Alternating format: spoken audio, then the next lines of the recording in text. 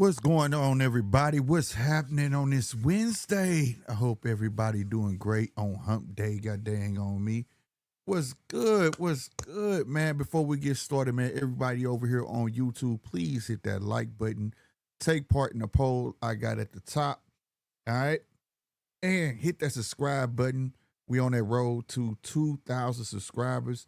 So without y'all, there's no us over this way at GMT Sports. So please hit that subscribe button. All my people over on X, hit that follow button, bro, and retweet the stream, bro. You know what I'm saying? The link is also in the chat over on X. If you want to take part in the show, all you got to do is hit it and come state your opinion. All right. Or if you got anything else you want to talk about, you know what I'm talking about? All right, y'all.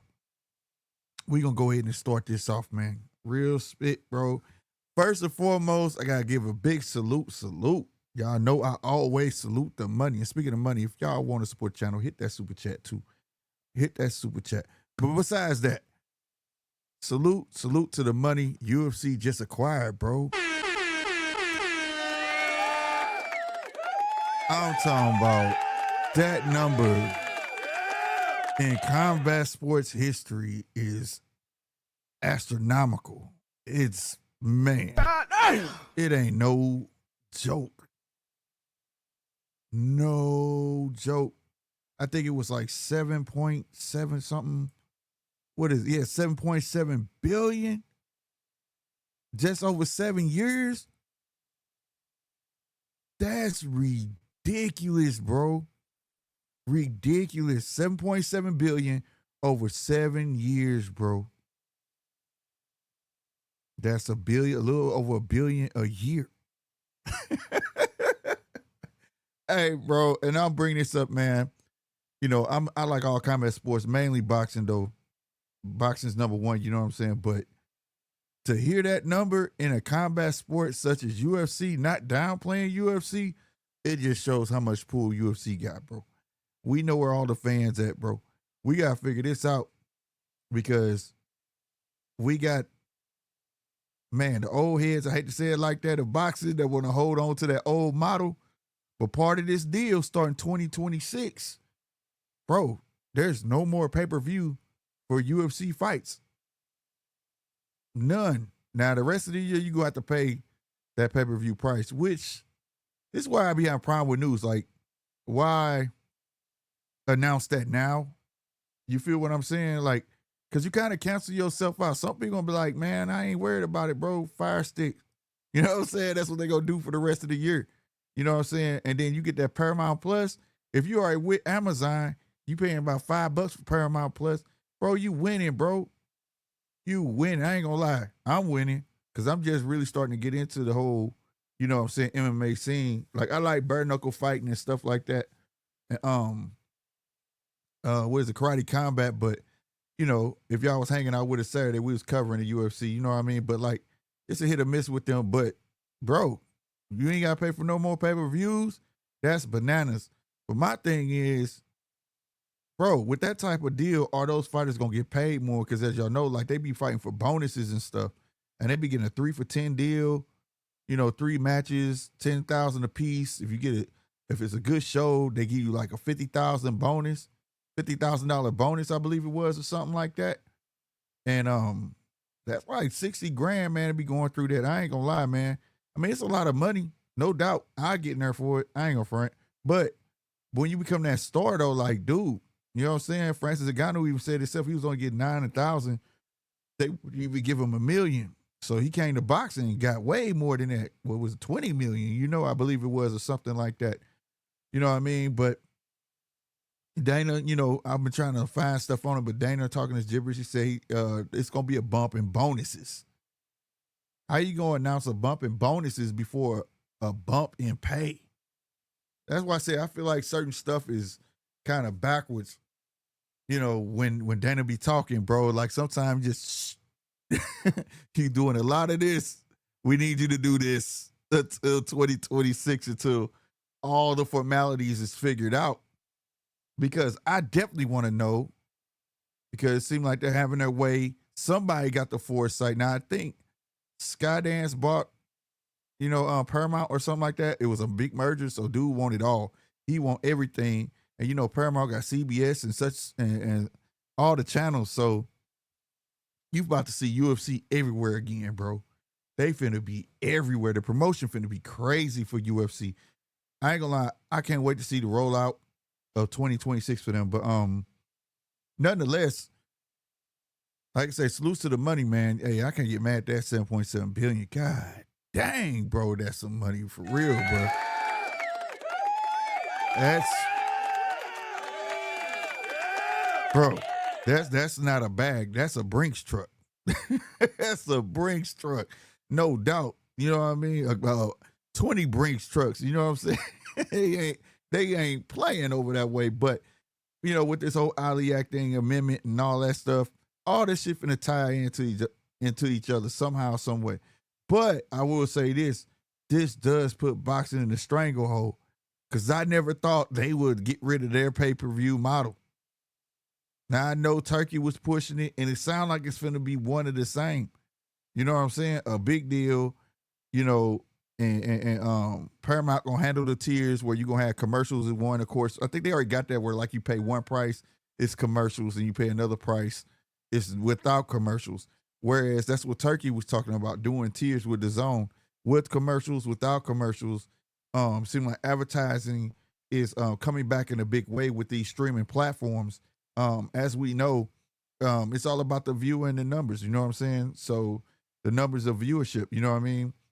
With these streaming platforms, and it's starting to hold its weight, I guess. You know what I mean? So when it comes to boxing side of things, they gotta figure it out, bro. They gotta figure it out. It's one thing for UFC, you know what I'm saying, to be the home, you know, start off being at home at Paramount, but who else gonna follow? Because that's what I think is gonna happen. A lot of these guys gonna fall by the wayside because they're still gonna want to charge pay-per-view, where UFC ain't got to charge the pay-per-view, and you getting, I mean, face it, they're like the premier MMA league. You know what I'm saying? I mean, that's just what it is. You know what I mean? I know we got the PFL, but they probably gonna be right behind them. They probably seeking a big deal, and if not, Paramount probably gonna try to swoop them up for even cheaper. You know what I'm saying? Because they're gonna be part of that promotion as well. And I think boxing as a whole need to find a home, just a home, and then they could charge that premium with no pay-per-views, bro, and just it's gonna have to move in that direction, bro, because they're doing something. They don't have to worry about being on TV. You know what I'm saying? Think about it. Paramount Plus, and then you got your big events on CBS. They could do that. You know what I'm saying? If they wanted to. We don't, in America, don't have any boxing on TV, period. You know what I'm saying? Unless it's through the zone. And that's crazy. You know what I'm saying? Whereas ESPN let go of boxing, UFC, but they acquired WWE. So WWE garners more faith than any other combat sports. So I mean, like, it's a big deal. This is a big deal that I'm gonna keep my eye on, because I was done with the whole Ali Act thing, because if they get their way, that's all I'm trying to hear. If they get in their way with it. But other than that, now the pressure is really applied, bro. You're gonna catch a lot of boxing fans that don't think Dana ain't finna put nothing on free TV doing a pay-per-view. Whoever doing a pay-per-view, Bob doing a pay-per-view, or somebody, bro, he gonna stick something free on TV just so to disrupt that. And people gonna choose the free option. Especially with the promotion UFC do. And I mean, they be having it, I ain't gonna lie, man. They advertising is great to the point where it draw me in. I leave it draws me in. And it's like the promotion is way better than sometimes the fights. But the point is, he gets you to come watch. Right? Well, the promotion be better than the main event more than half the time. But the undercards be good. But other than that, it still gets you to watch. They got boxing. We got to catch up, bro. We got to catch up. But again, salute to the money, $7.7 billion for 7 years. Man, and I hope the union MMA union stick up for them fighters, bro, because to hear him say bonuses real quick out his mouth like that, of course the bonuses are gonna go up. Man, you should say that about their pay, bro. But at the end of the day, that's up to their union to stick up for them. I'm not in the business sticking up for them, man, because before, when they got that deal, the union, they didn't care. So how can you care if they don't care? So the minute they start, bucking against the system, I'm with them. You know what I'm saying? But other than that, I can't. But it is what it is on that point. Salute to them, man, for getting that deal, bro, over that way. All right, man. Let me go and put this link over at YouTube. I'm tripping. All right, y'all. The link is in the chat. YouTube pinned to the top. It's also over there on X. Again, hit that like button and also hit that follow button, man. Yeah, there we go. It's pinned to the top. All right, man. Poor Boots. I swear I wasn't going to get over here and talk about no dang on Boots. But this stuff just gets better and better for me, man. I posted up there. Let me see. Let me check the poll right now. So to everybody who's taking part in that poll, real spit. 75% say scared. 25% says smart. Okay, that's fair. We already got somebody coming to the stage, man. He about to join in. He didn't put his quarter in, ladies and gentlemen. We got my guy, man. Casino. What's good, my guy? Man, what's going on, man? Man, you know what it is. Rain boots and a thong. That's all you have on. Rain boots and a thong. This dude right here is wild, bro. Yeah, man. This dude here wild, bro. No, man. Hey. Hey, man, I don't know if you ever seen this movie, but I got it queued up, bro. I'm going to play this shit. This is what, when I actually went back and saw the interview, right? And, because I was like, damn, I didn't get to see in its entirety. But it's like, bro, these dudes ain't on the same page, bro. It sounds like Boots don't know what's going on. It sounds like Boots is just being told, like Eddie telling him, like he training, Eddie telling him what's up instead of him being involved and he getting played. Or he just trying to spin it that way so it don't fall on him. You know what I'm saying? But either way, I can't give him no out on it. It's like, bro, you gotta be, hey, if you don't, I was taught early, if you don't handle your business will handle you. You know what I'm saying? And you gotta be on that, bro. But it was this movie that came to mind, bro. I don't know if you ever saw it, but I'm just gonna play this part, bro. I swear to God, you go feel it. Watch. Young lady, come here.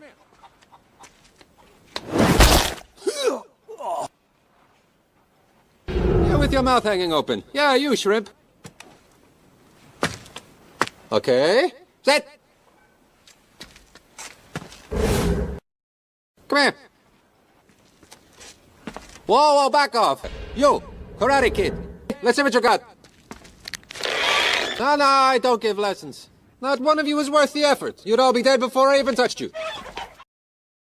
That's Boots, bro. I seen that movie. I forgot the name of that shit. It was funny. Kung Fu Hustle, bro. It was called what? Hilarious. Kung Fu Hustle.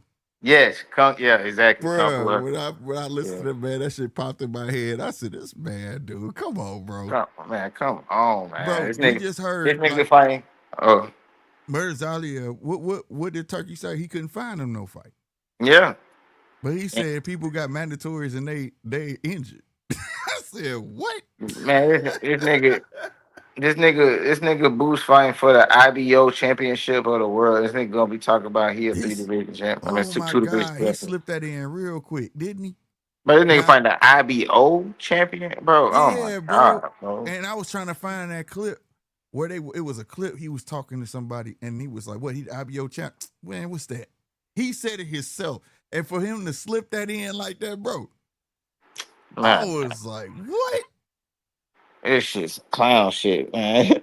Bruh, this shit. And then they said he talking about, then he tried to slide it in real quick, talking about something. Yeah, we sent an offer to Ramos, but that nigga got down. Jesus Ramos had to clear that shit up so quick. He said, man, he ain't sent me no offer, nigga. He sent that shit to my uncle. He a 147 pounder. Bruh, you talking about hilarious? Because that's the part that got me. Because I'm sitting there like, so you trying to tell me that, goddamn me, you ain't talking to Eddie? Because you would have known, like, but not to say that. You know what I'm saying? Like, or did Eddie say he was trying to get Jesus Ramos and lied to you? Because somewhere in the wires got you crossed, bro. Man, Eddie ain't doing nothing wrong, man. It's all because, bro, look at the other fighters that Eddie promote. You know what I'm saying? Like, it's not like Eddie. Eddie not a trash promoter, man. But Boots make him look that way because it's just, bro. That's a hard guy to manage right there, bro. That's a manager's worst nightmare right now. You know what I'm saying? bro. But That's everybody got more heart than him, bro. Like he the only nigga turning down a turkey bag without no better option. Like but the nigga tickets is $30. They $30. If you want to go to the fight, the tickets is $30, bro. He could have been making multi-million dollars. You know what I'm saying? Fighting over there. Like he done turned it down, bro. Like, bro, it's too many people out here struggling for you to be running around here turning down Saudi money, bro. bruh. Like it That shouldn't be pulling teeth to make you a very rich man. Like it's it's pulling teeth to make this man rich. Like what the fuck, you know? I I mean, don't, I don't know if he just I don't know, bro. It's just weird to me, bruh. Cause he was too confident saying it. And I'm like, okay, why y'all just didn't double back? Why you didn't tell him double back and get Rashidi? man, that shit was all cap, bro. You know what I'm saying? That's why I said I don't think he wanted him. It was all cap. And then I'm like, damn, I was trying to see if Charles Conwell came out and said anything. I couldn't find nothing. Cause I can't Man, imagine you know him. what's so crazy? Man, a source said, I'll tell you on the back street, but a source told me that fight been made for over a week. They was all that other shit, but Rashidi Ellis and all that shit was all games. He already had the fight signed with Lima.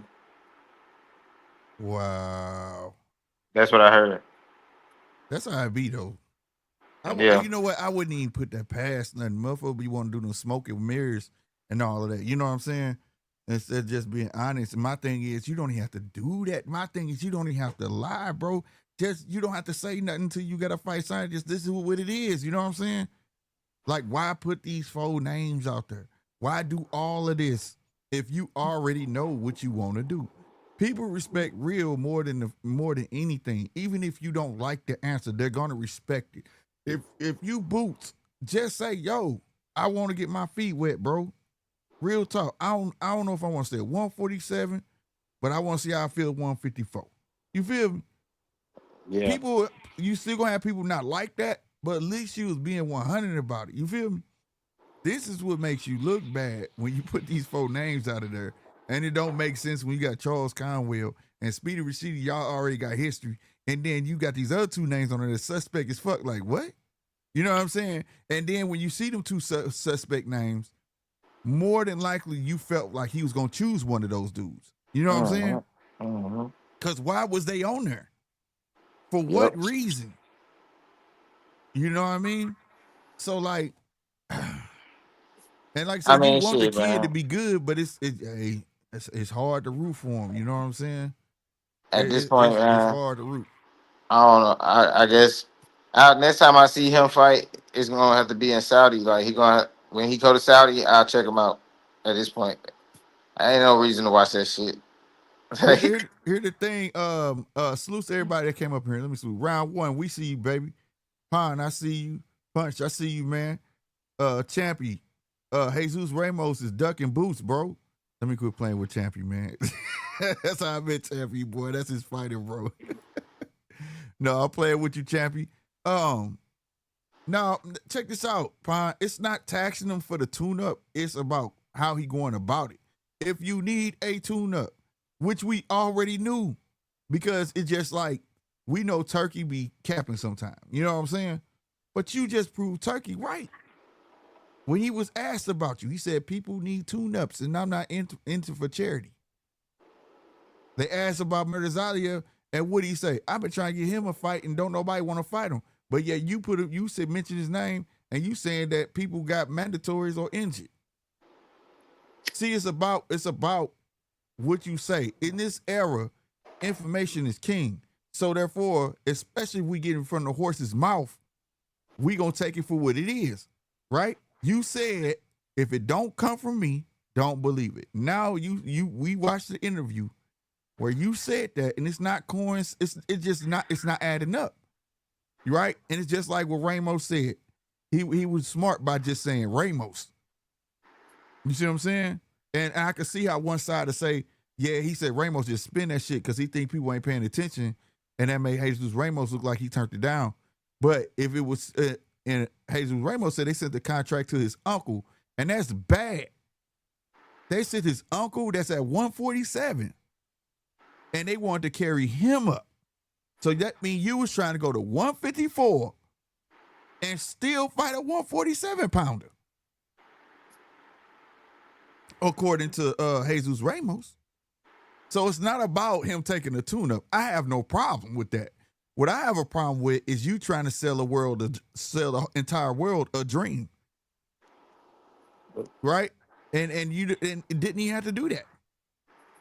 Right. He wouldn't been the first to do this, but he's the first to make this long charade about everything. You get what I'm saying?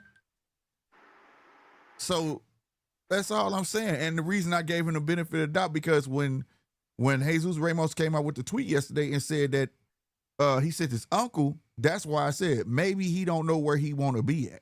Maybe he don't know if he gonna feel good or move right at 154. Maybe he want to be at 140. Who knows? But goddamn it, just be honest. Just be honest. Man, niggas don't want to be honest, so I'm gonna just be honest for him. Goddamn shit. That's why his ass on timeout, man. I ain't watching no boots until this nigga fight somebody. That's just what it is. Bro. he said, I'm putting him on timeout. You gotta put that nigga on timeout, bro. This nigga is banned from all TV screens around me. Oh my God. Now, you said like you finna put him in the corner. I ain't finna be watching this nigga beat on cans. You know what I'm saying? Right, Like, bro. and the nigga talking about he had a title fight. Man, Stanley Owens was a can. Man, let's just be honest. That nigga, man, that was not a great champion or nothing. Like, I mean, I don't know. And how did Stanley Owens become a champion in the first place? You feel me? Well, Stanley Owens, I ain't gonna lie, when he was active, he was a good fighter. It's just that he was inactive, bro. You know, when PBC was keeping him busy, you know what I'm saying? Yeah. You know, you're a PBC fighter. You know, they gonna keep the belts there. But they was keeping him busy, you know, twice. When we first started seeing it was like twice a year. And then he started doing once a year. But it was guaranteed. This dude gone sitting down, didn't know where a fight was coming from. Remember, he got low ball to offer before, remember? When you remember doing the Brian Norman saga and all that shit, he got low ball then. They really didn't want to fight him for real. But it came down to the point where it's like, you got to. You know what I'm saying? Yeah. You got to. So it is what it is. I'm not gonna take that away from Boots. My thing is, it's like this drawn out saga now with everything with you. Like you move to 154. Now it's this drawn out saga. Before that, it was I'm going to 154. Everybody wants to see me fight Virgil. I want the best, right? I'm calling out the best. They all got to see me. I remember all of that. Earl, Terrence, this is that and the third. They all got to see me if I go to 154. You get what I'm saying? Yeah. And then that boils up. So people like, hell yeah, he going to 154 when it gets announced. So naturally, people think what you told them, you wanted Virgil. You said that. Also, you said if it don't come out your mouth, don't believe it. But these are things that came out of your mouth. So you can't get mad at the rebuttal that people have on what you're saying. And then at the end of the day, it's not panning out. Like I said, I would rather you be honest. He's not like, I'm not going to sit here and say he's the first to do this. Like, be a champion, go to another weight class and test their feet. But he's the first to make this goddamn Nova, this damn stories. You know what I'm saying? Uh-huh. On the transition. It didn't have to be like that. Yeah, that's what made the Stanley Owens fight. You know what I'm saying? I forgot. That it, like, all right, so the fact that he could have been fighting Virgil for a big bag and he decided not to after he already said he was going up to 154. Right. And that's the shit that made the Stanley Owens fight trash. Right. It just made it trash, you know what I'm saying? That's what I'm saying. So he didn't turn Go ahead. No, he didn't turn down that money. And then he turned it down again, and then he turned down back-to-back offers like Tiafimo, Devin. He just refusing to go to make bigger bags. You would think these dudes, this is what they do it for, bro. You know what I mean? Yeah, it's like he canceled himself out. With these stories, you take away from, and he don't have better options. Like that's the thing. Yeah. That's why he getting cooked. And he don't have better options. He could have what's the boy name? Is it Bachram? Am I saying his name wrong? Boychuk. Yeah. Oh, Boychuk said something wrong, Boychuk or something like that. But like, I feel like he could have found there's plenty of people at 154 that's way better than this fight and would have been, I wouldn't say much more of a test. You get what I'm saying? Yeah. It was somebody out there that would have been sufficient. You get what I'm saying? Than this guy. You know what I'm saying? And no slight to this guy because I haven't even looked him up or none of that. But I understand where everybody coming from. And when you following the storylines of boxing, and I ain't gonna lie, I enjoy the storylines of boxing. But when you got one that just constantly contradicts itself, that's where you got to be. The onus is on you at that point. It's time to just be quiet and show up and show out. You know what I'm saying? Not just keep making it worse, bro, because you can cancel yourself out some money, bro. Facts. That's how I see it. And if he look anything other than great, but that's gonna be bad. Yeah. So why sit there playing with lower level competition? Like, you know what I'm saying, risking taking a bad performance with a low level competition, even if you do win. Like nowadays, you can lose and win at the same time. Like you know what I'm saying. Facts. So it's like you might as well just take the big fights and get big money. You know what I'm saying? It really just don't make no sense. That's why Turkey like sick of him. Like he's like, what the fuck wrong with this dude? You know what I'm saying? Right. Virgil got Thurman. That's official. Conwell lost early this year. He could have took the fight. Cause he ain't got shit to do with nothing. Fine, you said now Madrimov don't matter. So what? He still could have took the fight. Like I said, that's still Madrimov Conwell is damn sure more sufficient coming off a loss than a guy that don't nobody know. Plus, you would. I thought I saw somebody said you went live earlier. I think round one said that you went live. Bro, I gotta hit that bell thing. I gotta do because it ain't telling me. It ain't telling me. So it's official though. Thurman and Virgil. Well, that's gonna be a good fight. Until it ain't. Until it ain't. But yeah, no, Boots, bro. I just and the just to piggyback off of what you said, Casino, you ain't never lied because that's what Karen did. You could win and lose at the same time. You see what I'm saying? It drop your stock when you look bad against a person don't nobody know. I mean, I mean, I guess it sucks. I guess, and so but it's just the way it is. Oh shit, Pine. You got timed out on accident. That was an accident. That was a misfire, bro. That was a misfire. Talk SD, what's good, bro? Yeah, bro. Just to pick it up, like I said, that's a what Karen did. And then if you get in this ring and go 12 with this boy, and he put up a good fight, cause he's talking shit. And he talking his shit. And he's one of them guys that ain't from here, so nothing that you talk gonna bother him. You get what I'm saying? Yeah, He gonna come fight his fight. He don't even get the context. Right. Right. He gonna come fight his fucking fight. And if it panning out to be a hard fought fight, oh my God, man. I ain't gonna lie, I'm gonna hate that for Boost because they gonna drill him. It's gonna be like wah wah wah. He said wah wah. They go drill him, bro. I don't think it's gonna be packed out this time, and I don't think Gilly and Wallow gonna be there either. Man, you keep saying Gilly and Wallow, them his main cheerleaders or something, bro. Yeah, bro, that was only hope. Damn, bro. Niggas giving past Gilly and Wallow was fucking with him. You know what I'm saying? But I ain't heard them say nothing about him in a minute, man. It's been quiet. Hey man, I salute to Talk SD, man. Right, facts. Hit that like. That's right, man. Hit that like button, y'all. Straight up. But no, ooh, I hate to imagine that. I'ma hope he show up and show out on this dude, because if he, ooh, What if he get knocked down or something? Eddie gonna shit his pants. What if what if it's a robbery? Like, what if they have to rob him? Eddie go, oh my God, I shite myself. What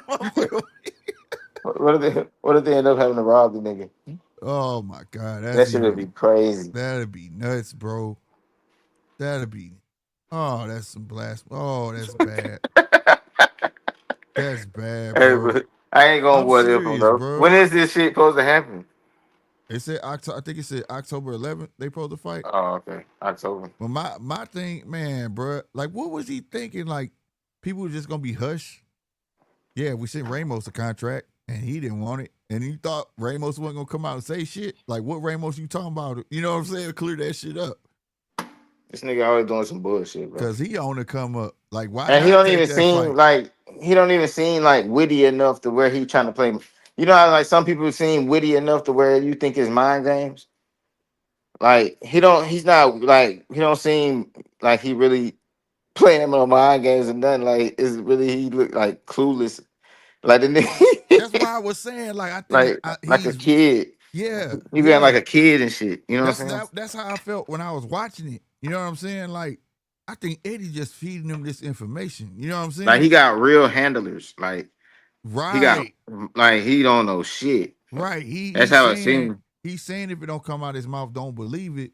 But I'm feeling like he ain't got no say so. Cause it's like, what you saying ain't matching up with Eddie saying. And then now Nah, you he do cause got to say so. what? It obviously you don't. I think he picking this shit. Man, bro.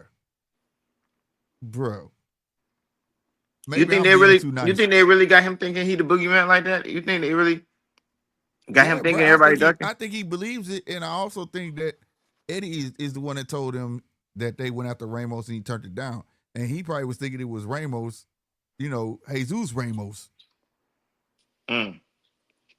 I really think like when it comes to these selection of fighters, he really thinking like, cause why would he say they got mandatories or they injured? Mm-hmm. All the 154 pounders ain't injured. You know what I'm saying? They got mandatories right now. This nigga be, bro. Like Pound had to listen here, right? Xander, Fandora, Bachram, I get them guys, right? They just fought, right? You know, he said Virgil got Thurman. I'm about to look that up in a minute. And then Conwell just lost, but still, that's still a good fight. Better than what people would think about this guy that he's finna fight. Majimov definitely is, but I think he got Lubin or something like that, right? But it's plenty of other ones though. Like, bruh, he could have said, man, he could have been talking shit and called out Charlo for us. I gave a shit. You know what I'm saying? That would have been a hell of a fight. Charlo talking about coming out, man. He ain't got no fight, man. You should have been talking his name up. At least you would have had something to back on, calling him out, and Charlo would have been like, man, I ain't finna fight that dude. He better go on somewhere. Then if you had to end up fighting this dude, then cool. You know what I'm saying? But like, you not, bro. I'm just saying, bro. Like, it's hard to defend this Bro, shit, Boots. he'll promote a worst nightmare, bro. It's hard to defend this shit, Boots. I promise you it is. I'm trying to find a way out, but it ain't. I keep running the brick walls with it. You know what I'm saying? Like, I'm not understanding, and everything ain't for me to understand, but this right here is so different. It's so different than any other storyline I've ever seen, bro. You know what I'm saying? In boxing. First, it was 3 people. At least we narrowed it down to 2, Eddie and Boots. Now, because first it was Bozy. They was all saying different stuff. Now, at least it just Boots. Somebody, I think Eddie, I don't know, bro. Eddie just like, follow me. I got you. Follow me. Hey, he just like, okay. Like, I don't know, bro. Pine, you got timed out on accident. That was an accident, Pine. It was a misfire. Yeah, man. I don't know, man. Oh, okay.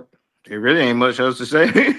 It ain't. It's weird though, bro. Like, I don't know, bro. I just know it's October 11th. It shouldn't even be no pressure on this fight, bro. But if you don't show up and show out, and Pine, was that you, Pine? Because I've been scrolling through here. You said something about an IBO champ, nigga. I'm looking for this shit. You said something in here that I wanted to talk about. I gotta learn how to use these stars, bro. You said something about the IBO champ is a tune-up. Bro, man, let me tell you something. Did you count that IBO championship when what's his name? What's the guy that fought Bivol to be undisputed? Better be. Better be. Nobody realized that was for 5 belts. And probably right now, as I'm saying it, y'all probably like, for real?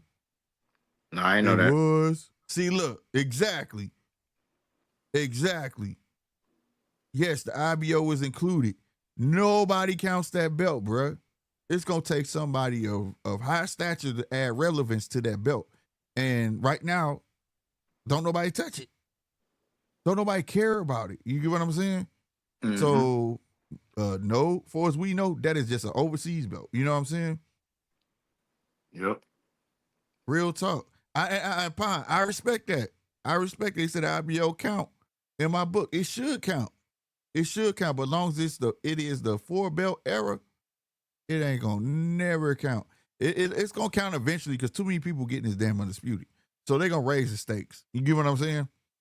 It'll add more relevancy. I ain't gonna lie, but if they add the IBO, they gotta get rid of all them small belts. You know what I'm saying?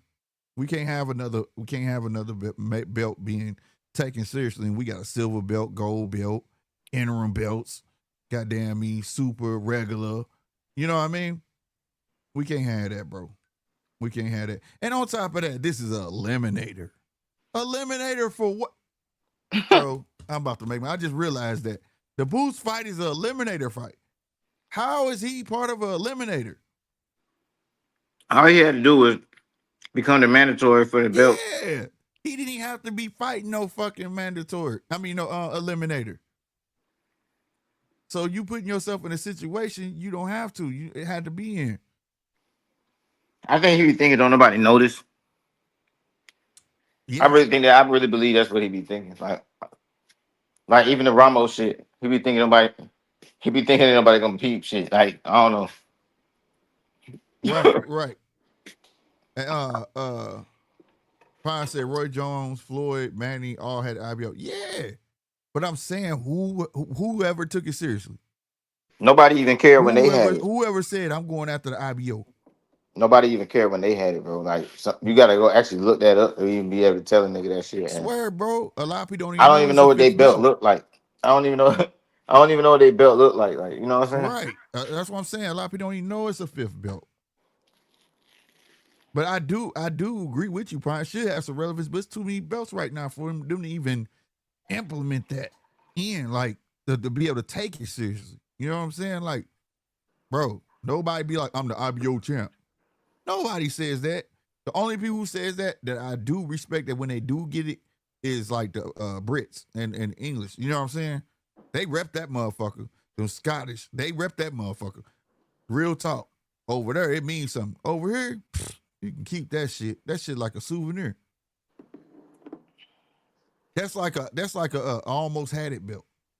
You know what I'm saying? It should have a picture of that old man with the fishing pole on the front. To be bragging about that shit. Yeah. You know what I'm saying? You almost had it.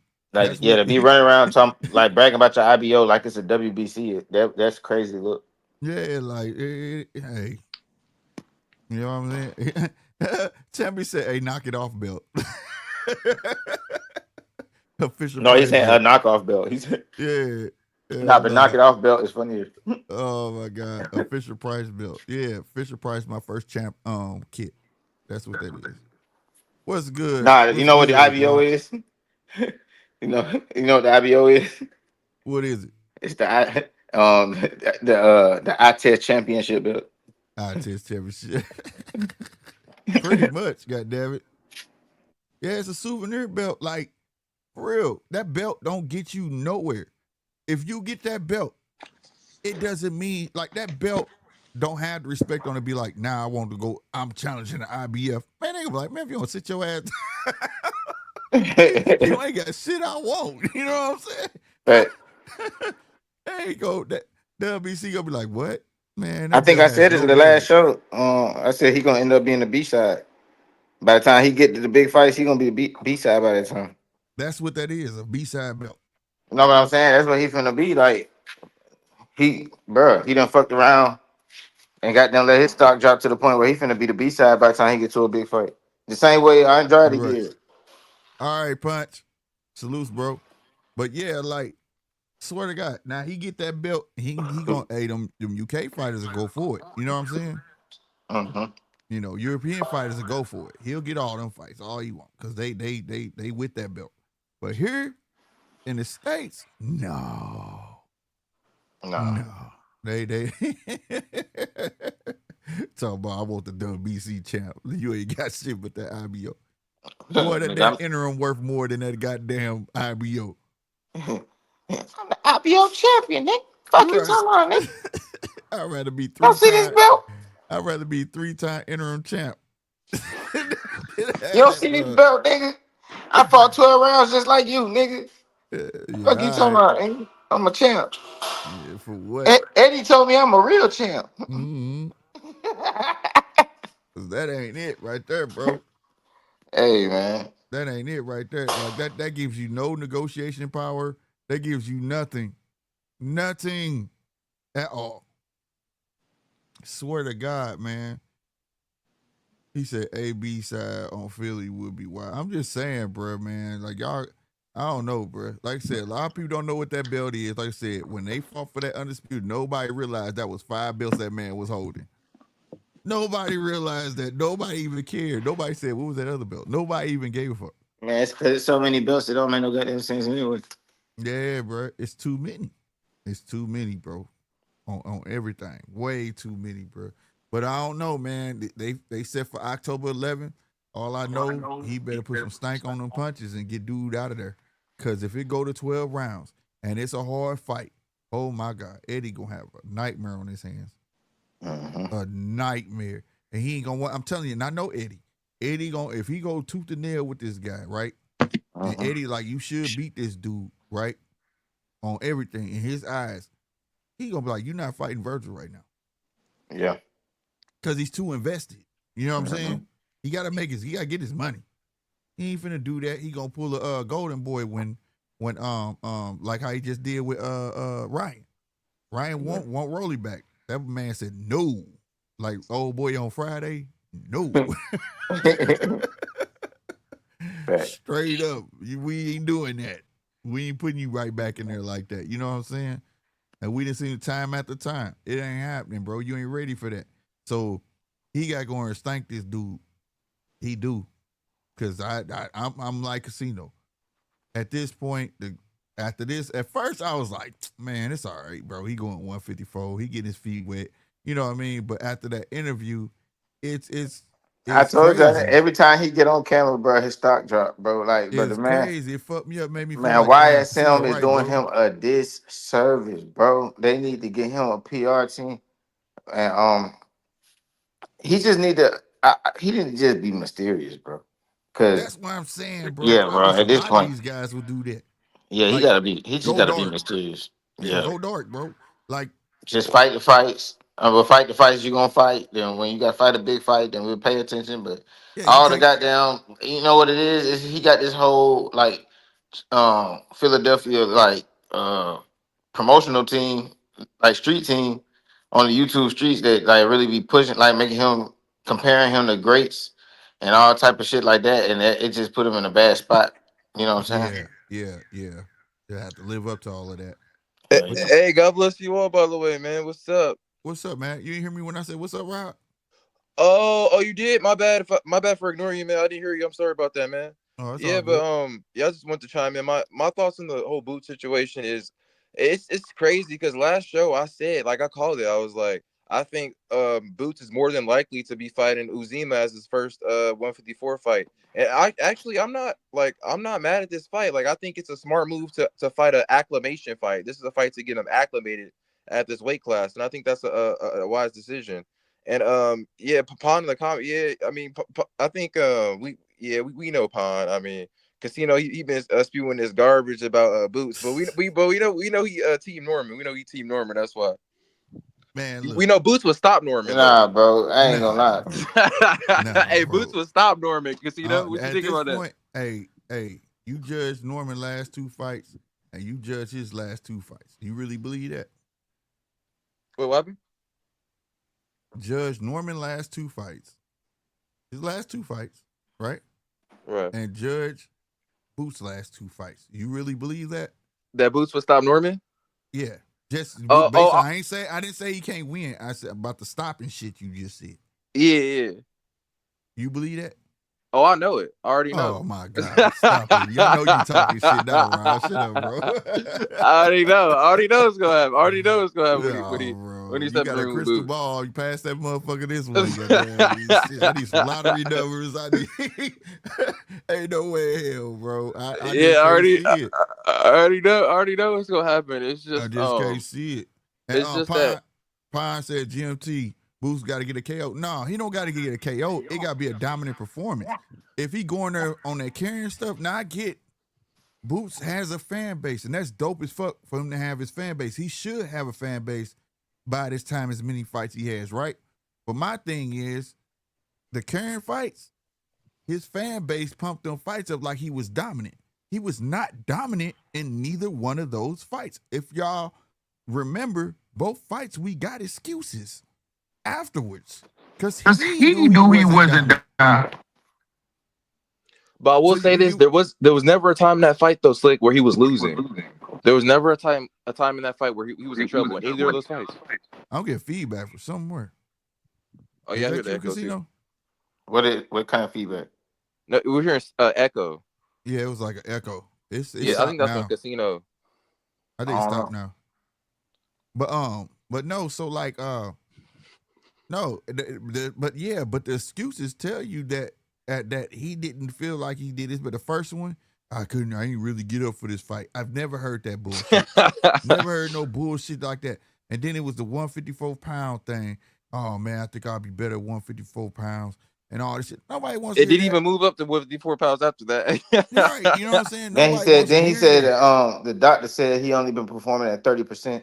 Yeah.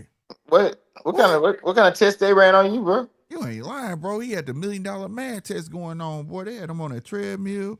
I don't know what kind of shit is that. They had the LeBron James package. Yeah, I promise you, bro. I don't know what the hell that was. And this is all stuff coming from him. Like to say that Karen, you didn't get up for him, but the second time around, he got up in you worse than the first time. To be fair, and then y'all niggas can say the Blues fan said that Karen was doing all the clinching. When you go back look at that fight, who's initiating the clinching? Y'all, man, and I want to say this too. I want to say this too, man, because everybody keeps saying I'm Team Norman, man. Look, I'm unbiased, man, but if I'm gonna be on, man, listen. If I'm gonna be on, listen. If I'm unbiased, but if I'm gonna be on a team, but I hate to be on Boost team right now. I hate, but them niggas down bad right now. But them niggas stuttering and don't know what to say and cussing niggas out, man. Hey, Pine. You right. I'm not trading my hat in for no ATL hat. This is always St. Louis. You ain't even catching them, but St. Louis hat on, and I'm a Bulls fan. That's every blue moon I'm on here with that shit. But I'll tell you this right here. I got respect for them ATL boys because they got one coming up. And that's how it be, bro. I'm telling you, in boxing, that's how it be. It be that lone fucking soldier. And he always come from somewhere. Usually it's the Midwest or it's the South. I'm being honest with you. And he ended up being either hated or loved, but either way he's a star. So it always paying out that way. You know what I'm saying? Yeah, Real talk. And I also wanted to say, how do people think Norman gonna beat Boots when he's not even able to beat Hanging? Say what? What? I said, how people saying that Norman's gonna beat Boots? I guess you had a dream too. I'm not. We ain't going. Dream too. That ain't got nothing to do with this shit. Well, what?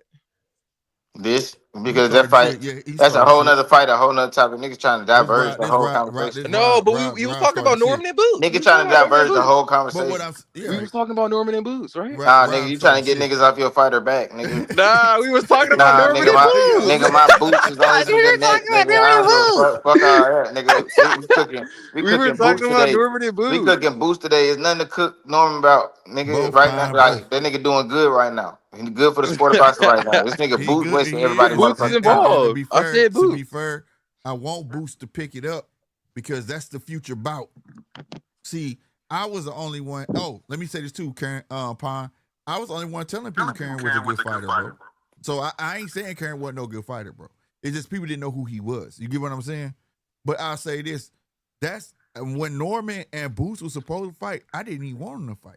It was inevitable because as soon as it got mentioned, See, people, I pay attention to small details. All right. Soon as that they became joined, the rhetoric, the info, everything that was spewing out of Eddie's mouth, it was like, damn. Sometimes two dudes is just destined to bang. I don't know what it is, because for them two to be joined at the hip that quick, I mean, it was one day. Oh, You know what it was? And then all of a sudden it's just synonymous. Like they just have to bang, bro. That's it was nobody. I'm like, let this shit marinate, bro. It's gonna be real big, bro. And, and so I need Boots to get on the I need Boots to get on a good foot, right? Do his shit. Norman gonna continue doing his, and he gonna go up, and they gonna have that bout. It's gonna be another bout of the century, bro. But Boots gotta hold his own. It came together so quick because it gained traction so quick because people been looking for somebody they felt like could challenge Boots. You know what I'm saying? Right. Everybody else that they brought up, it'd be like, it's nothing. Right. You know what I'm saying? Then they see him, and then he started performing how he was performing, how he been performing, and it's like, oh shit. You know what I'm saying? Right. And then the anger when it fell through from everybody, and the only thing it was good for the show to talk about, but behind the scenes, y'all don't know how my head was going. My head was like, why is everybody really tripping off of this? You know what I'm saying? Who we talking about? Norman and Boots. Oh yeah, I was like, why is everybody really tripping off any of this? And I felt like it didn't hold no merit at the time, because Boots is relatively new. Norman's is relatively new, like getting a little bit of stardom. But people were really angry, going at each other as if these dudes were 100% established. You get what I'm saying? And I was like, damn. See, can I jump in real quick with something? What's up, AC? God bless. What's good, everybody? What's happening? I'm listening to y'all argument, but I think the main part that is being missed is what was coming out of the Ennis camp from Boots, Bozy, and before Boots even signed to Eddie Hearn, when he was still signed to old boy that passed away, and stuff like that. Boots said he wanted to be undisputed at 47. He did. When they all got elevated, we started to talk about, all right, if this man wants to be undisputed, what is his path and what fights do he go after first? Remember, Brian Norman at that time, when they were all elevated, basically Brian Norman was looked at as the weakest champion at that time, because he was still, it was like some missing pieces to him. He had power, but it was like some missing pieces to him. Like, what's going on with Homeboy? So people were like, no, Boots should go after Norman first, and then do this guy, and then do that guy. You feel what I'm saying? Yeah, and then Cameron Duncan. That was Cameron Duncan. And then Cameron Duncan passed away. Then his wife was in that situation, and then we was all fucked up with what direction Boots going in, because he had the first Karen mandatory that he kind of inherited. Mm-hmm. You feel what I'm saying? So it was like that whole buildup of what path is Boots going to take now that he's looked at to be the man at 47. So we were looking at other fighters, and some people were like, no, take the low-hanging fruit first, Brian Norman, and then you could build the guy who has actually the best resume, do Barrios last. But all these fights is going to be easy. Stanionis should be easy. It might be your most difficult, but do Brian Norman, Stanionis, and then go after Barrios. Undisputed. Yeah, that was a path undisputed, but still though the hate after the deal fell through was just crazy. So I just felt like that was Eddie. That was Eddie. In my opinion, I thought it was Eddie Hearn and basically Eddie Hearn sending out the talking points to those channels that ride with him hard. Yeah, that money. That was something too. When Eddie put that money out, that's something he don't do. And I was like, what? Man, put the money out there like that, bro. Like, you know what I'm saying? And that shit was wild. But my thing is though, usually when you have two guys, like I say that, to me, this was just my opinion, right? Boots was still, for me, relatively still proving himself. You get what I'm saying? You just had Norman coming off his win, and like you said, at the time, he was considered the low hanging fruit. Get what I'm saying? Yeah. But for them two to get paired with each other and fans really, really like chose a side, I was like, oh, y'all need to let this shit simmer. You get what I'm Yeah. saying? And Because Yeah, both that of these was guys I weird. don't think panning Norman out. is That's a ready for big Boots. giant. That's a huge fight. If y'all got fan base like that already, oh man, y'all finna cash out huge when y'all do hit. You know what I'm saying?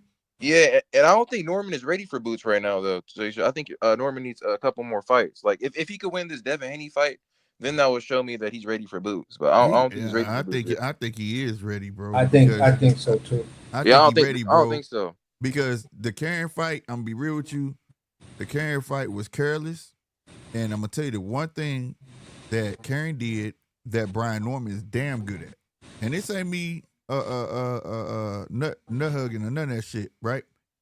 On everything, Karen did one thing good, and that was invade Boots' space. He invaded his space, and it showed me that Boots is a mental fighter. You see what I'm saying? That shit prompted me to go back and look at his amateur shit. And I said this the other show. He's been like that. Yeah. Norman likes to get in close. If he invades that man's space, it's a tough fight for Boots. You see what I'm saying? And Boots to gotta learn how to keep piggyback, people at the end of his jab and move his feet at the same damn time. You see what I'm saying? Or he gonna have that problem his entire career. and as this he is go up in why, competition. and this is why, when I was cooking on the Stanionis fight, I thought Stanionis would be a lot more tougher because Stanionis, even though people say he don't have great feet and he's right there in front of you, but he knows how to get in that space.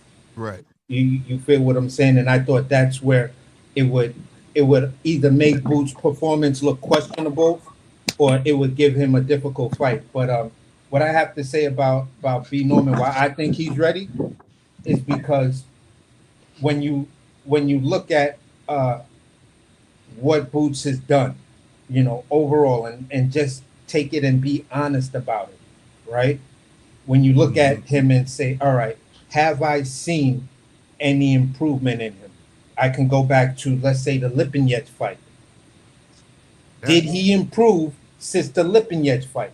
And the Lipinets fight is the fight that actually put him on the map to where Keith Thurman was like, I don't know, I don't want to face That's the him. fight I'm talking. Lipinets. That was Manny Pacquiao old sparring partner, and he dropped him. What was it? Yeah, exactly. 2 or 3 times. You finished Lipinets, impressive victory and shit. Nobody like that. ever did that. So at the end of the day, that's the thing that had everybody like, oh, Boots might just be the real deal. And then he does his thing to Cotfield Clayton. Before you keep Go going. ahead. Where the fuck has that inside fight left? Where is it at? He fought Lipinets inside like dinner that whole fight. Where is that gone? I haven't seen it since. Now, I've seen it. Now the money's on the line. See, some people tend to change up when the money's on the line. They don't like you feel what I'm saying? You look at certain NBA players. When they first come in, they don't give a fuck. They drive into the hole, slamming on everybody, trying to jump out the building. When the money settle in and they got that ring or been to the championship, they tend to slow down a little bit. Let's play some real ball now. So with Boots, I can say maybe he was trying to work on discipline.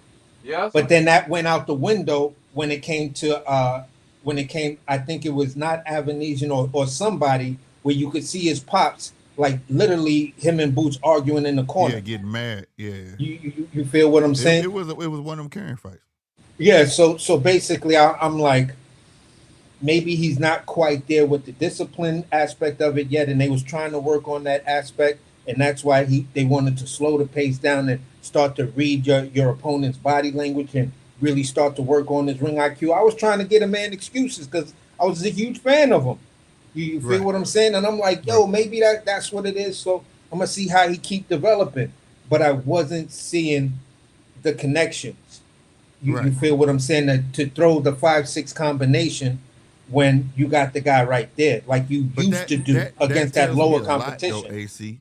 Huh? That tells me a lot because I always kept calling him pornography for some shit. I'm glad you said his name, Lipinets, right? You know, and Tapan. When I say his Manny Pacquiao sparring partner, that is where he come from. he kept Pacquiao short. You know what I'm saying? But at the end of the day, that body of work you saw in that fight carries on to the next fight, and you don't see it.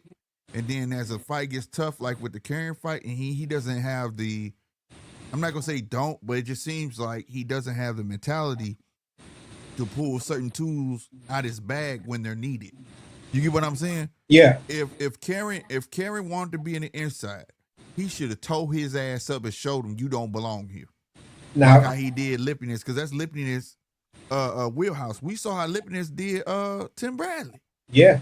You see what I'm saying? That's his wheelhouse, bro.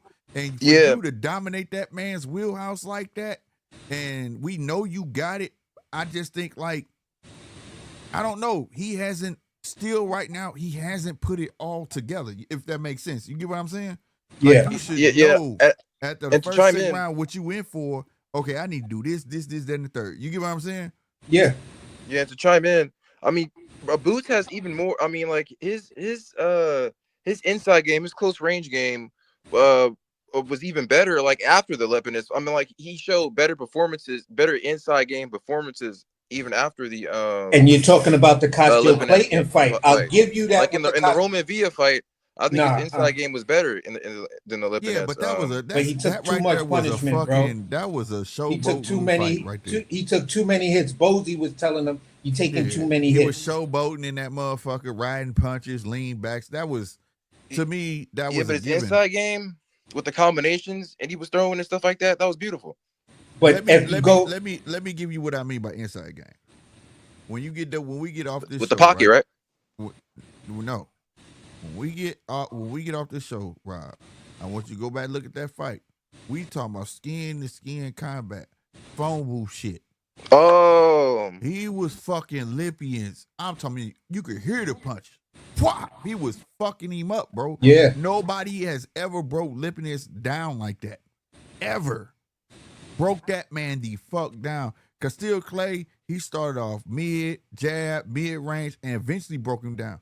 He went in the bubble, he went at that man. I don't know if it's because it wasn't no crowd or what. He was comfortable. I don't know what it was. But he broke that man down. And the AC's right. That is the fight that put everybody on notice. Yeah, and then you take right after that, I believe Castile Clayton was right after that. Right. That's how he set up the knockout for Castile Clayton, because he fought that man completely on the inside and was catching him with body shots to make Castile drop his head and want to lean. And when he leaned over, he caught him right behind the ear, fucked up his equilibrium. But AC, if you go back and watch that fight, he worked it from the mid-range to get there. The Lipian he just went to him. Yeah. Once he saw Lipian, that's where he wanted to be. It wasn't he just went to it. You know? Yeah, definitely. You're right about that. But if a person was like, the reason why I'm bringing up the Castile Clayton fight right after Lipinets is because it was like those two fights, you saw clear. You saw him working on things. He was sharp. You saw him doing things like punch placement. Everything was right there. You feel what I'm saying? Mm-hmm. And at the end of the day, for me, I don't want it's hard for me to say it, but from what I seen and just looking at the eye test, it's like those two fights were where you peaked at. People will bring up Roman Villa fight and everything. That was showboating. That wasn't showing technique or masterful technique performance. So right. I don't really look at the Roman Villa joining. Plus, if Roman Villa was in a position, if he had a little bit better feet that Brian Norman does have, the punches that were glancing, that Boots was barely able to get away with, Brian Norman is going to be right there. Look at how, Jin was coming at him, and Jin just was like, fuck it, I'm not working on defense. I'm coming at this motherfucker all offense. Mm-hmm. And you seen the guy, all offense coming at you. He led Jin where he wanted that fight to be. Right. And then let Jin get complacent with backing straight out. with his head up and his guard down, and that's when he was like, the whole way. enough is enough. You gotta go because you heard his corner say, now it's time to put him out. Yep. And I just think, like I said, man, I want to see Boots, but this shit Boots pulling right now, I'm just really not understanding it. I get this fight, but the whole storyline he tagging to it and all that, it just not make no sense to make up all these stories. I agree with Casino. He just needs to go dark and perform. That's all he needs to do at this point. No more talking. Just perform, bro, because these storylines you're trying to create for yourself is not working. It's not. And if he says he's not trying to create storylines, then just with all due respect, it's just time to be quiet.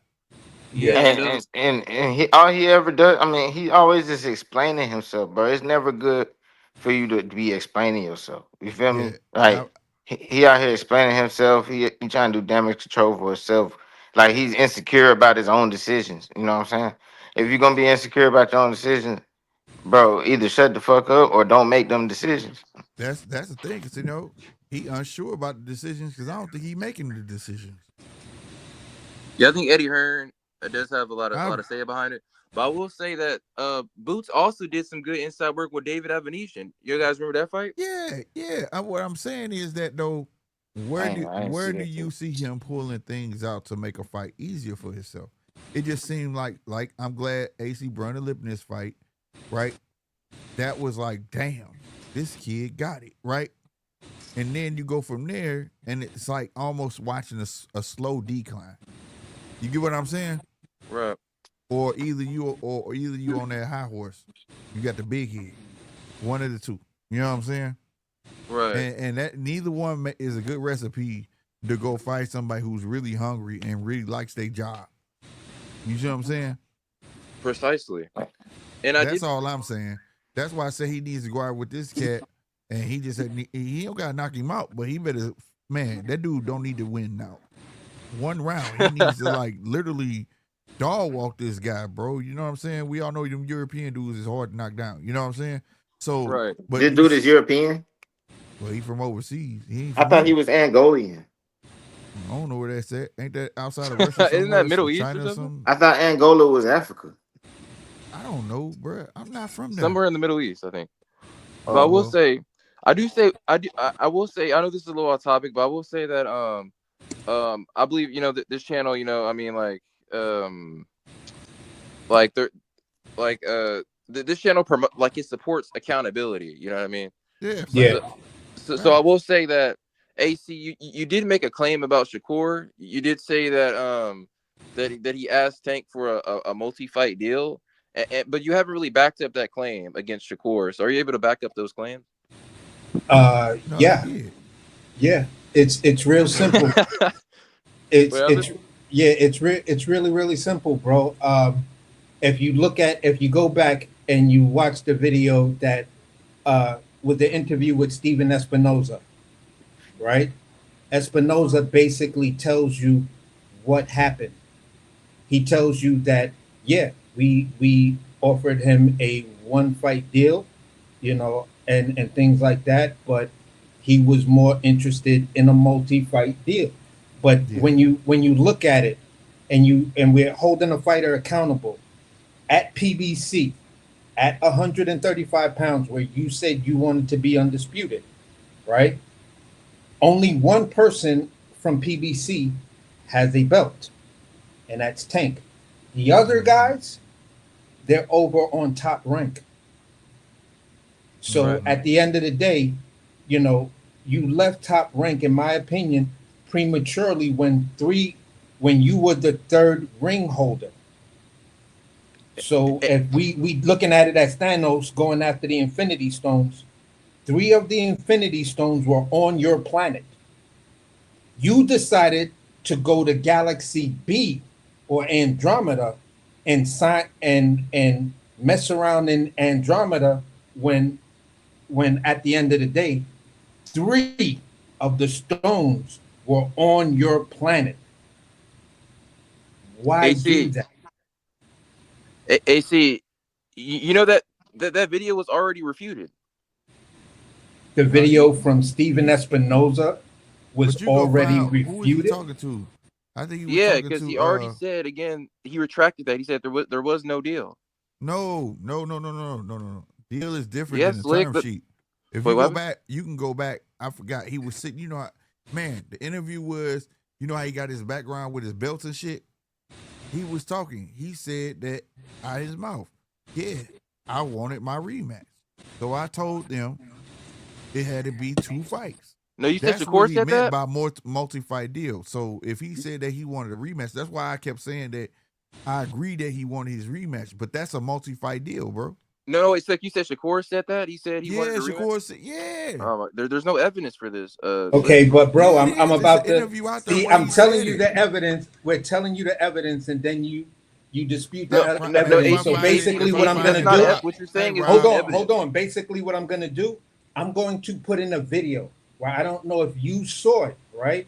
I don't know if you saw it. I don't know if Shakur Stevenson remembers that he had this interview in the UK, but it says the title is Shakur Stevenson breaks silence on Javante Davis talks, right? It's on the channel. I'm gonna put the link in the chat, and you could copy the link when you have the time. You have all the time in the world to right. watch it. This is what this man was saying when everybody was like, "Yo, since Loma walked away, Shakur better be the person that Tank want to fight." Bob Arum spoke about it, and here's the video with Shakur talking about it. To where it's people, the goofy people out there say, but Shakur said he never spoke to nobody. Well, either you're calling a person who filmed this video and had Shakur saying that a liar, or you're calling Shakur a liar. Yeah, Shakur might not have spoke to nobody, but he definitely saw the term sheet. That's a fact because he said, "Man, I swear to God, Rob, are you following me But you're on gonna hear, you're gonna Instagram?" hear. Hold on.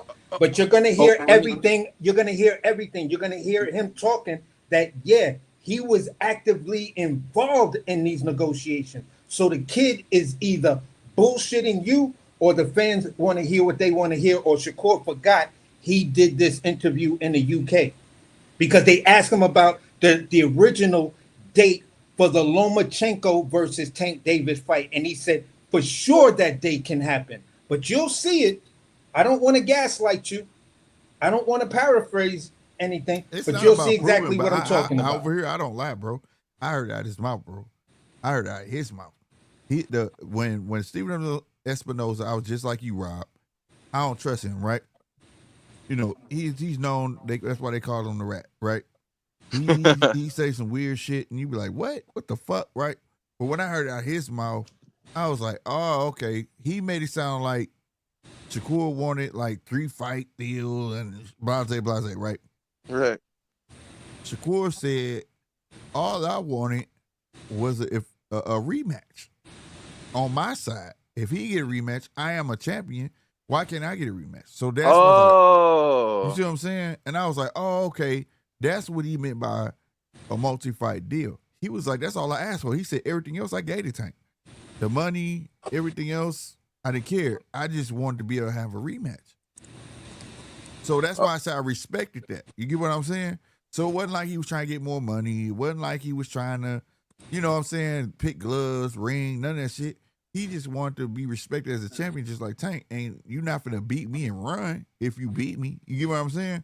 I want to be able to have if you beat me twice, and then I can't say shit type. You know what I mean? And I don't see nothing wrong with it, especially if you gonna give Roach a rematch. You get what I'm saying? right. So like that's why I said I had no problem with it. I feel like if you a deserving champion, and I feel like Shakur is a deserving champion, I know a lot of people feel like Tank is God and you should just take it because he's giving it. But if you have that self-worth and that confidence in yourself, fuck that. Because at the end of the day, Shakur don't need him. And Tank don't need him. You get what I'm saying? The thing with Roach though, with the rematch, I mean, it kind of go against the point because Tank was trying to give him he was trying to give him a rematch, like even though it wasn't no rematch clause. So you don't have to have a rematch clause for the to be a rematch. You know what I'm saying? But that's what I'm saying. If you gonna give him the rematch, it shouldn't have mattered. But we do know, like a tough fight with Tank, might equal out to fuck no. You ain't getting. He did it with Pitbull. Motherfucker, he said you gonna give him a rematch, and the commentator asked him, "This is worthy of a rematch. You gonna give a rematch?" He said, "Fuck no." The thing That with was his words. That was his words. Fuck no. The thing with that the Shakur fight, it's like people don't really enjoy watching Shakur anyway. So having to fight him twice is some But people bullshit. do. See, here's the thing. This is where I get torn with it at when Tank fans say that, because one hand they'll say it's all about the money, and if it's all about the money, that right now, not even right now, in the future, right now, whenever, will be the biggest fight Tank make. Because it's the two biggest in that class, bro. Shit, but that nigga fight Pacquiao and make more than that. I'm just saying, dog. If he fight Pacquiao, that's Pacquiao. But we talking about in your class. Come on, man. That's like Shakur. I mean, I guess, bro. I'm not getting paid for this shit. But you get what I'm saying, though. Like when you fighting the two best in your class, actually get a chance to get the hit. Man, that's why. Yeah, that's why it's like it has to happen. It's just like if Boots going to Tyrant, right? And Brian Norman going to Tyrant, and he'd be like, I'm going to 154. Soon as Brian Norman say, I'm going to 154, who the fuck do you think he going to 154 for? But that's too exciting. No, what I'm saying is, but that's their class, right? Yeah, but it's two exciting fighters. So it's like it's must see TV. Yes, I would say Shakur's an exciting fighter too. You're missing the point. You added stuff to it because no, I know the point. I get the point. The top of their class. I get the point, but some shit is must see TV. Just like that Bivol, better Beterbiev shit. I ain't watched part 2 because for what? Part 1 was alright, but it was like shit. I don't need to see. I like part 1. Well, that's that weight class, and 2, it was the 2 best in that class, and they were both. And no slight against European fighters, before it's over in America, Americans don't follow all that. You get what I'm saying? Yeah, I follow both of them, but I'm saying the fight itself wasn't exciting to me. It was exciting to me. Shit, it was exciting to me too. I was like, oh shit. Oh shit. I mean, the first one. I'm a huge fan of both. I'm a huge fan of both of them. Me too. I was going back and forth until damn near the night of the fight, and I was like, all right, fuck it. I'm gonna take Bivol. I'm gonna take Beterbiev the first one, and I think Bivol will beat him in the rematch. I still think Bivol won the first one. Yeah, me too. I think Bivol won the first one. Wow. I think Bivol won the first one. I think he outboxed him, bro. He outboxed him in spots, but when it comes down to it, effective aggression, Bivol fought a lot of that fight. That's where Beterbiev got the nod. And if you go back, I swear to God, if you go back to the first fight, I said if Beterbiev win, it's because of aggression. I swear to God, I said that, and he won, and I was mad because I felt like I knew it was going to be his aggression that gets him over the point. Yeah, because bro, I was pissed. Even in everything else. Because I was pissed because Bivol had the most cleaner, effective punches, and it was like he just didn't finish strong. And by that motherfucker following and swinging, I said, "This motherfucker gonna hit him." Bivol hit him with a combination, like a 4 or 5 punch combination. But there was like the last punch, there was no pepper on it to make the crowd be like, "Oh!" The crowd was like, "Oh, he getting off." But then when Beterbiev throw one shot or he throw a 2-punch combination, the crowd was like, "Oh!" And he's still coming forward. I thought Bivol could have stopped. You would have thought I was part of his crowd because I was like, "Woo!" I was like. Because that motherfucker throw with conviction. It was a good fight. It just like it wasn't good enough for me to want to see the rematch. That's all. I liked the rematch. Oh wow, I liked the rematch not because Bivol won. You know what I'm saying? Because I just wanted to really see if Bivol was going. Because the first fight showed me that the second was to force Bivol, motherfucker, you gonna fight this son bitch. You know what I'm saying? Yeah. And he had to pick his spurs to fight it, and that's what he did. He dominated the early rounds. Right? And then the second half, he was able to make him follow around and pot shot him and get combinations off. You know what I'm saying? Whereas the first fight, fucking Beterbiev was getting the fuck off, and he thought he was going to take him deep waters and start getting off on him, but that ain't what really panned out like that. You know what I'm saying? So, like, you know, I I enjoyed them both. Now the third fight, I don't care to see that shit. I don't. Yeah, because Bivol already beat him twice, man.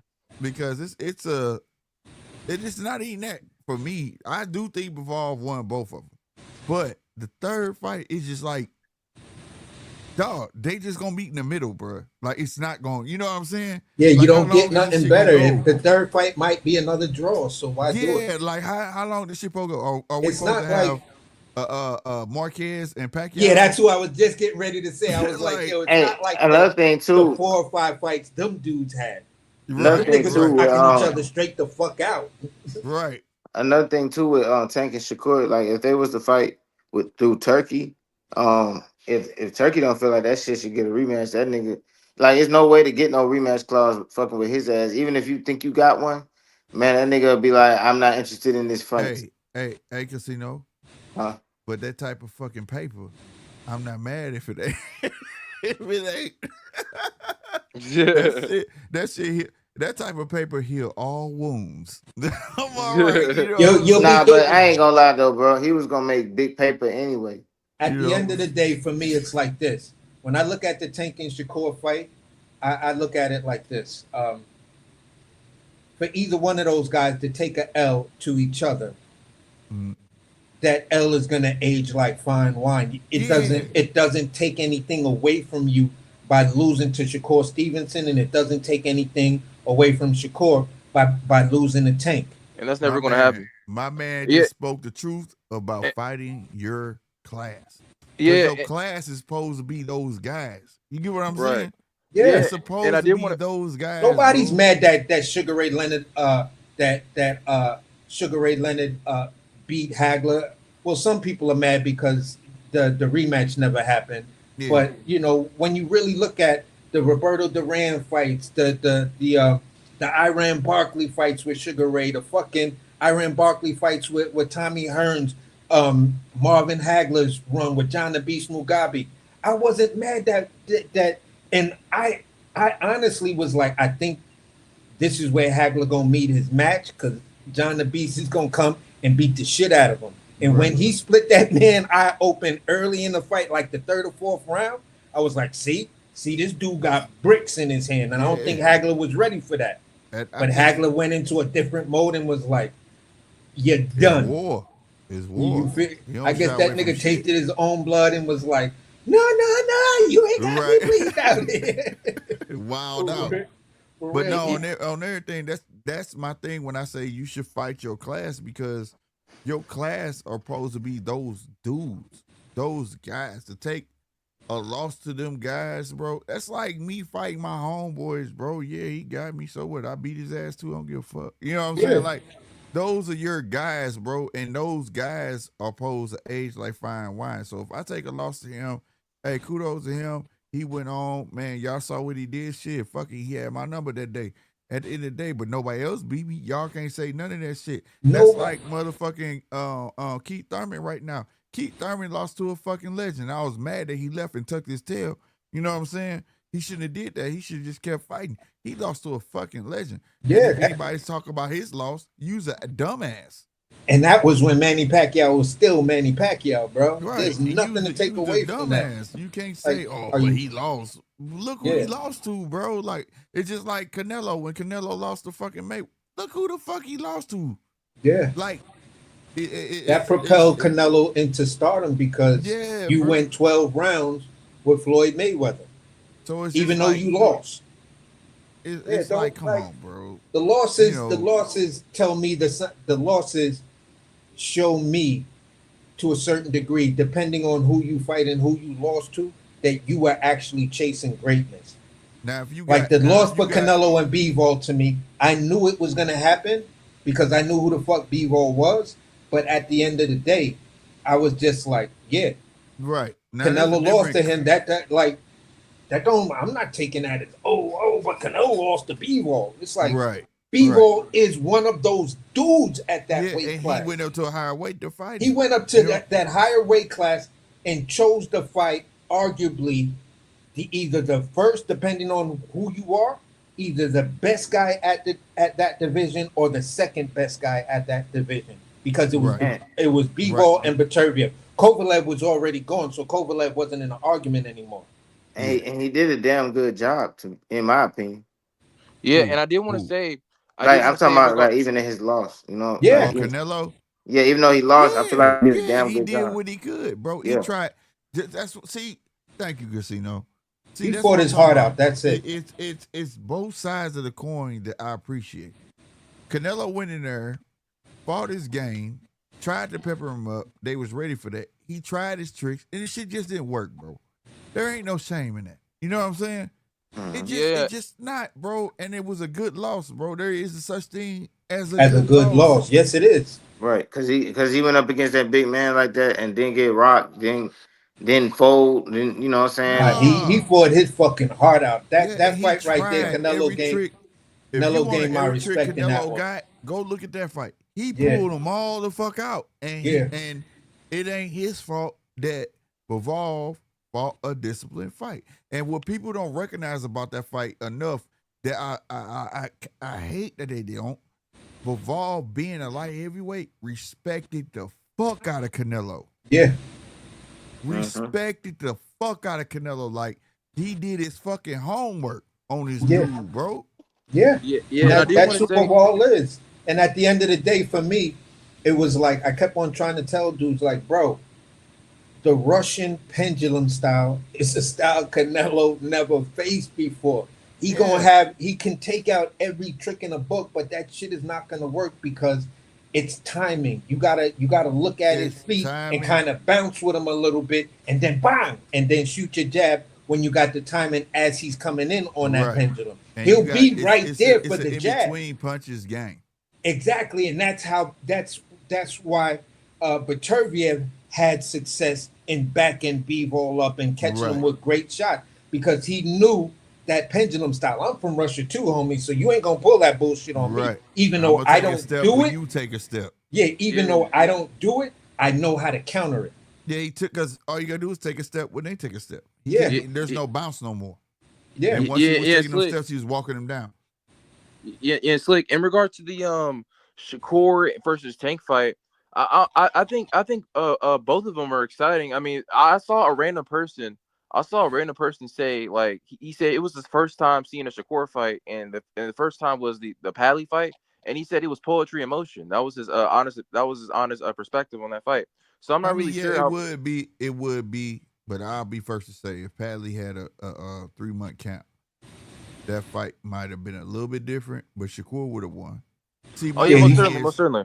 And that's me putting respect on Padley's name because me too. Yeah, Padley get knockouts. I don't care if it's people who we don't know, whatever the fuck. If he got a camp coming off work and he's still fucking training, he show he that dude. And that's an old school boxer for you, bro. Those guys over there, lunch pail, you know what I'm saying? Lunch pail, blue collar boxers, bro. I mean, it is what it is. You know what I'm saying? So like, you know, he's used to that. So like, if he had the time, he would have gave Shakur. He probably would have went 12 with Shakur, bro. You know what I'm saying? Yeah, I think Shakur would have stopped him. Lie. I think he would have went 12 because he kept on saying, he was like, listen, the body shots weren't hurting. It's just I wasn't in shape. I was never hurt for it. Yeah. No, he said he was training. Huh? He said he was training. He just didn't have a training camp, but Padley said he was training. He said he was training, but he was not in fighting shape. I could train for a lot of shit, but to be in fighting shape, that's a whole nother level. That's sparring. I'm about to give running. a perfect example, AC. Go look at the training camp that Mayweather put in for Carlos Balderman. Oh yeah. I mean, I'm sorry. For Miguel Cotto.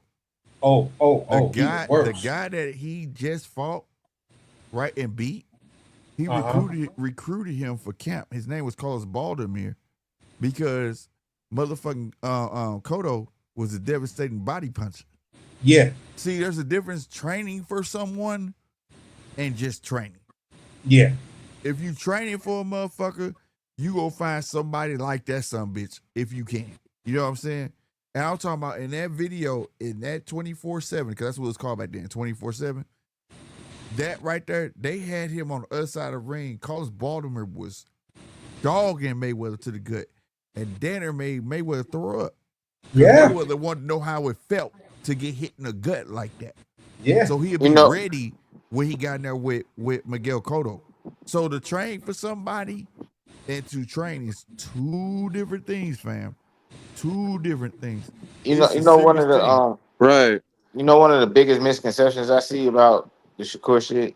What's A up? lot of people feel like if you don't like Shakur's style, then that means that you don't understand what you're watching. But Yeah. me personally, I understand exactly what I'm watching. I understand that style. I Right. know the science behind it. I get it. I totally understand it, and I still don't like it. Like that. It's It's just not your possible. cup It's of tea. possible. No, but I'm saying it's possible. Well, I know you understand what I'm saying, but it's possible for you to understand the style and still not like the style. You know what I'm saying? Exactly, because Yeah. when Just you because. Yeah. Yeah. just to piggyback off of what you're saying, Yes. it's like this for me. You have boxers, pure boxers. Sugar Ray Leonard was a pure boxer. Right. Marvin Hagler was a A boxer fighter. puncher. You feel what I'm saying? He could box you or he could get down and dirty to box Right. you. Tommy Hearns was the same thing. But these guys made boxing just like Terrence Crawford. These guys make boxing exciting because they know when I get you hurt, I smell blood. I I'm can gonna kill go you. for the finish. I'm I not can gonna kill just you. back off, admire my work, let you gather yourself, and then come back and then beat you down and pepper you all over again. That's a slow, boring fight. When Right. you get the guy hurt, when you know you can put him out, put that motherfucker to bed. A And pure that was the thing boxer's about knockout Padley. is the TKO. The pure, understand what I'm saying? The pure boxer's knockout is the TKO. So when people used to be like, "Why you asking for Shakur to get a knockout? That's not what he do." I said, "Listen, what's the boxer's knockout? What do you That's a mean? fact. The boxer's knockout is the technical knockout. If boxing's the TKO. sweet science, then the technical part of the sweet science is beating a nigga down so much, He make rendering you his quit. defense so useless The that the referee has to fucking step ref in. or the corner says, He "Listen, that's quitting. enough." It's basically you quit. He make you quit. You Exactly. get on the ropes and he hitting you with everything and you just ain't throwing So nothing the back. boxers, And the TK, ref when you look say, at Terrence fuck that. Crawford knockouts, when you look at this damn near 19 run before Madrimar, it was damn near a 19 knockout run. They were Yeah. all, with the exception of David Avenesian, and Jose Benavidez. Jose Benavidez, I believe those were the only two exceptions that it wasn't a TKO. When Yeah. he got up to 47, Jeff Horn was a TKO. Sean Porter was a We got to start a TKO. petition. Bring the stat back on TV. KOs and TKOs. Exactly. Yeah, and that I shit did back. want to chime in. I did want to chime in regards to Shakur style because again, I'm a casual. I don't know if I've ever told you guys. When I was 19 years old, I decided to finally get into boxing. And Shakur, he's the guy who actually who the reason why I really started getting into boxing. And I don't really understand the whole something And wrong me with the machine. style or anything because it's Yeah. like I see him.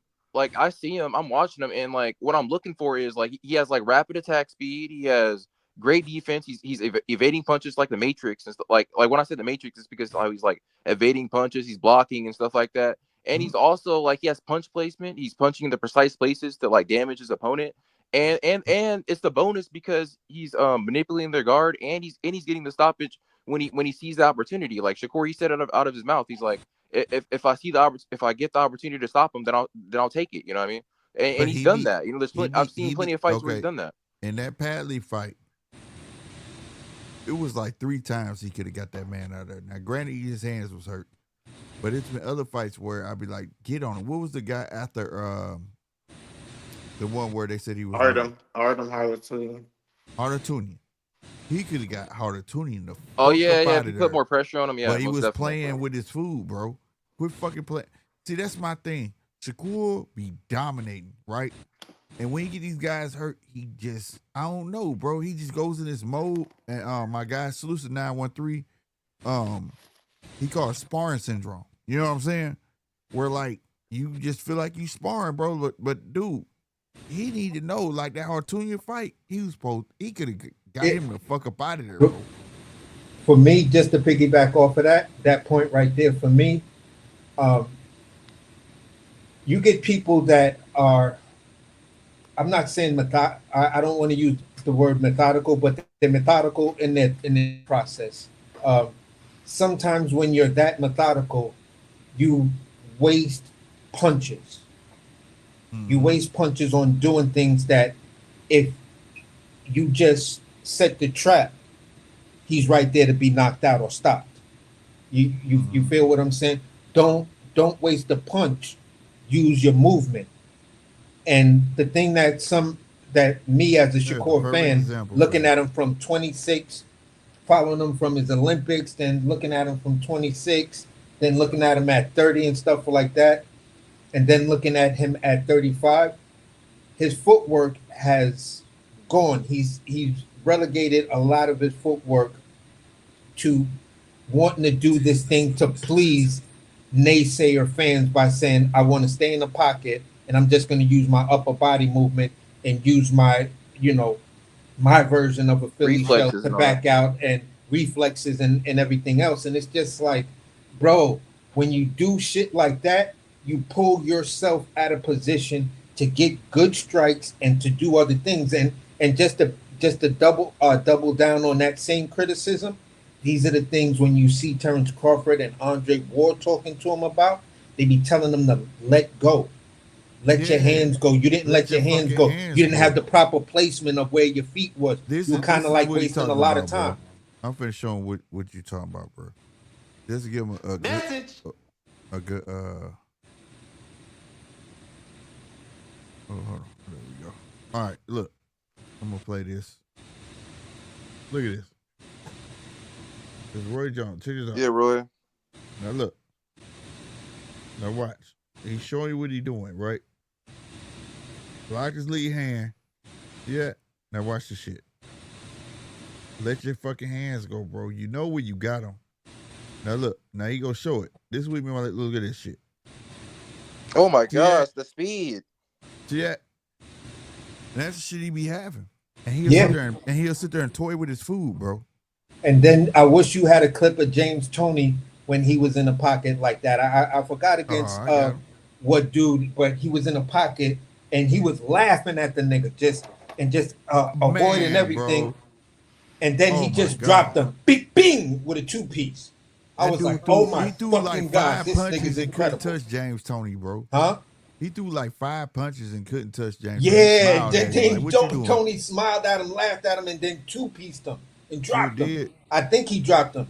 I'm just like, but I'm saying that like that's not too distant. That's not no old school shit. It just let your fucking hands go. Yeah. And Shakur got the eye, but them guys been telling them like, why are you playing, dude? They've been telling them since the Hartunian fight. Let your fucking hands go. Mm-hmm. He has it. His speed, his accuracy is there. It's not like he don't got it. He's just a pure boxer. And once you get him hurt, jump on his motherfucking ass. Yeah. You know what I'm saying? And like AC said, a boxer's KO is a TKO. You overwhelm him where he gonna fold the fuck up and he just gonna concede. The perfect example is Richardson Hitchens, how he stopped Cambosis. Like, you know what I'm saying? Yeah. Like, he's not known as a puncher, but he knew when he had him hurt. Everything was right.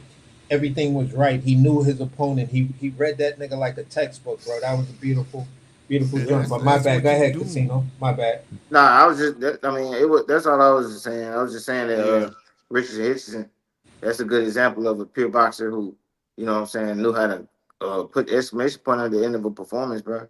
And I respect that shit. And people now are looking forward to seeing Richard Hitchens' next fight. Like, who's he gonna fight next? Because if you making pure boxing looking like that, bro, I want to see more of that. That's what I want. And that's the thing. I'm gonna be real with you. You know, I'm waiting on him to understand that he tall, he long, and he bigger than most, right? When it comes to being that motherfucker, and I want his confidence to match his stature. See, I listen to a lot of motherfuckers talk shit, right? But I feel like Rich talk shit for the camera. You get what I mean? Like, he do a lot of laughing. I want you to have that mentality in your motherfucking head. Like, you motherfuckers really can't fuck with me, bro. Like, he has the attributes. He go there. Hitchens go there, but you know, when he get pissed off, he go there like a Brooklyn, like he liked these young dudes from Brooklyn. They real laid back. They like, bro, I don't really give a fuck what these niggas talking about, but let a nigga come in my shit. And that's their attitude. It's like, I don't give a Duke, you way over there talking. Shut up. I'm not It even could be in. because Like I'm he the from the type of dude Midwest, he but I be laugh. one of Like them he the type of niggas. dude who he's the type of dude who talk some shit and then laugh and be like, I'm just talking shit. You know Yeah, what I'm yeah. saying? That's these young. Cause I be seeing them, I be That's seeing these them ring how YNs long here this jab in is. Brooklyn. You're funny, Casino. I What would be you like, got? for real though. Like I agree, cause like, man, y'all see how long that dude jab is, bro? Like, Yeah. man, ain't no, bro. I be like, boy, you probably whoop these dudes ass. Like it should be hell and high water before some of these motherfuckers get up close to you. You know what I'm saying? Like, Wait.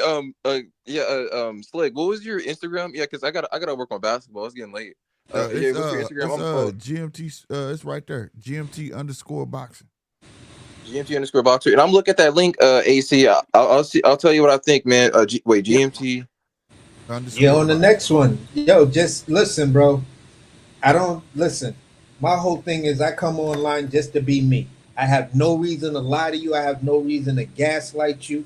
None of that, because then when you figure the shit out, then you're gonna say, nah, I don't really rock with that dude because he full of shit. He just be gaslighting and talking reckless stuff. So that's Yeah. not what I do. I hold everybody accountable. I'm a huge fan of Terrence Crawford, but I hold him accountable for certain things that he did. You feel what I'm saying? That I actually got me on the outs with some dudes that I know that rock with B&B. And it's like, look, bro, I'm a fan of boxing. I've been a fan before Terrence Crawford started fighting, and I'll be a fan long after Terrence Crawford started fighting. So why should I give that type of facts. undying religious loyalty to one dude and not hold a dude accountable for things he did? You feel what I'm saying? I Right. understand some of the internal parts of why things happen, but at the end of the day, bro, you know, listen, I don't have no problems with your performances. It's and I brought this situation up. Dudes was like, uh,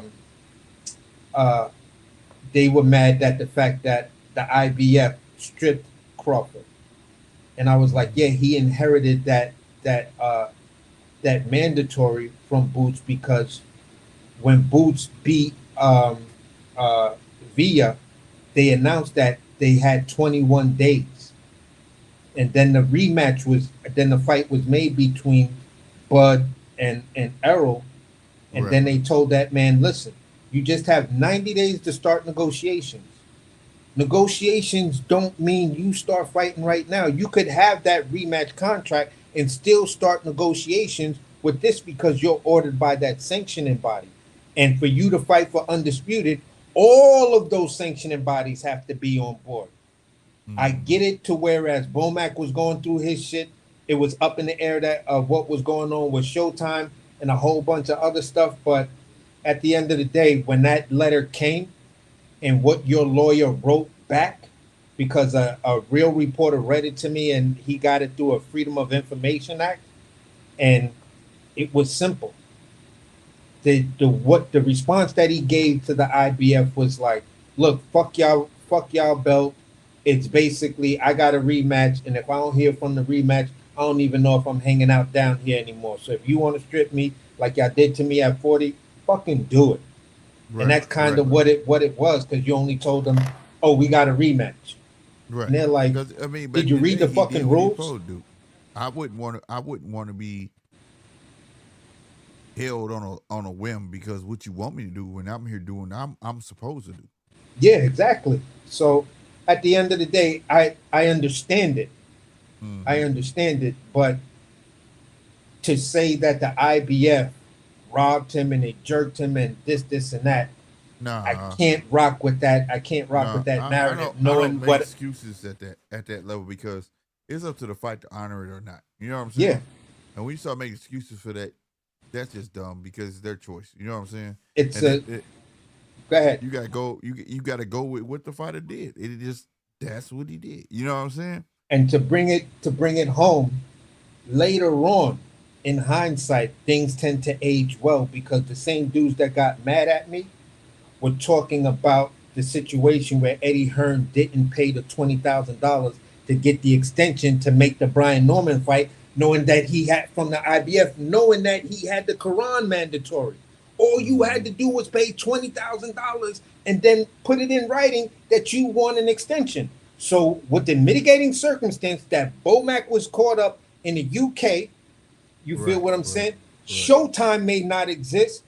Cough up that 20,000, put that shit in writing, and there you go. You kept your belts. You move up. Still an undisputed champion, not a unified champion. Right. And it was just that simple, bro. No, according to what was exposed with Eddie Hearn happened with the Brian Norman situation, that exposed what Bud Crawford could have did. Bud could have did a whole. Bud had a 3-way. You know what I'm saying? Yeah. 3-way. You know, I would not, but I think much. In my opinion, his attitude was just like, you know what? I don't even know if I'm going to stay down here, because if this shit fall through, right? You know, Bud said that it was hard to make 147, so I didn't think he was going to stay there. When he said that, I was like, the rematch gonna be at 154. You know what I'm saying? And the thing with them belts with me, once you won them your belts, bro. I don't really care about like that stripping shit. Like I don't pay attention to that shit. I mean, I know it's real and things like that, but even when whoever gets the belt, even when people get stripped, whoever gets the belt after that, if they ain't fight nobody for the shit, I don't even acknowledge you as a champion until you. We call it a paper championship. If you don't fight the man for it. So with the belts, like, all right, so like Crawford got stripped, but to me, he still moved up undisputed. Like Josh Taylor got stripped, but Josh Taylor was still undisputed when T.O. beat him. To me, you know what I'm saying? Right. That's just how I look at it. You know what I'm saying? A lot of people feel like T.O. was undisputed. He got played. Yeah, I feel like T.O. You know what I'm saying? But it just be a lot of politics with the shit. And whoever the last person had that shit, who earned that shit, that's who stuck in my head until something changed. You know what I'm saying? Yeah, or when they move up. When William Skull got that belt because Canelo got stripped, Canelo double back got that motherfucker. Yeah, exactly. I don't count that shit. I don't count that. Go back and get that motherfucker. I don't count that shit though. Yeah. Like, now if William Skull would have beat Canelo, then I'd have been like, he well deserved. You get what I'm saying? Yeah. Because he beat the man who had that belt. But that's been forever, because if you get gifted a belt and you didn't beat the man who had that belt, your ass got you. They call it gifted, but it's a paper championship all the way around. Yeah, you just a belt holder. You ain't champion. That's it. You're not champion, bro. Basically, I wanted to respond to Pawn's question or statements. Basically, you look at it like this. At the time that first deal was happening, Eddie Hearn is in league with the Turk. He's in league with the Turk. Eddie Hearn, in the beginning of when the zone was started, he was given damn near $1 billion as a budget. You feel what I'm saying? Yeah. So when you talk about big fights and big money fights, and you say all a person needed was $20,000, when you're talking in the scope of 20,000 versus millions to be made, multiple millions from a plus budget. 5. Hold on, you missed me. From a budget, not out of his pocket. Yeah, from a budget to make the fight. You feel what I'm saying? At that time, it's a matter of only $20,000. Yeah, when you're dealing in big money like that, and I can tell you because I'm kind of wrapped up in some shit like that myself right now in doing what I'm doing, bro, I'd look at in situations to say, okay, this piece of equipment will do me and the restaurant and where we're trying to bring this restaurant to.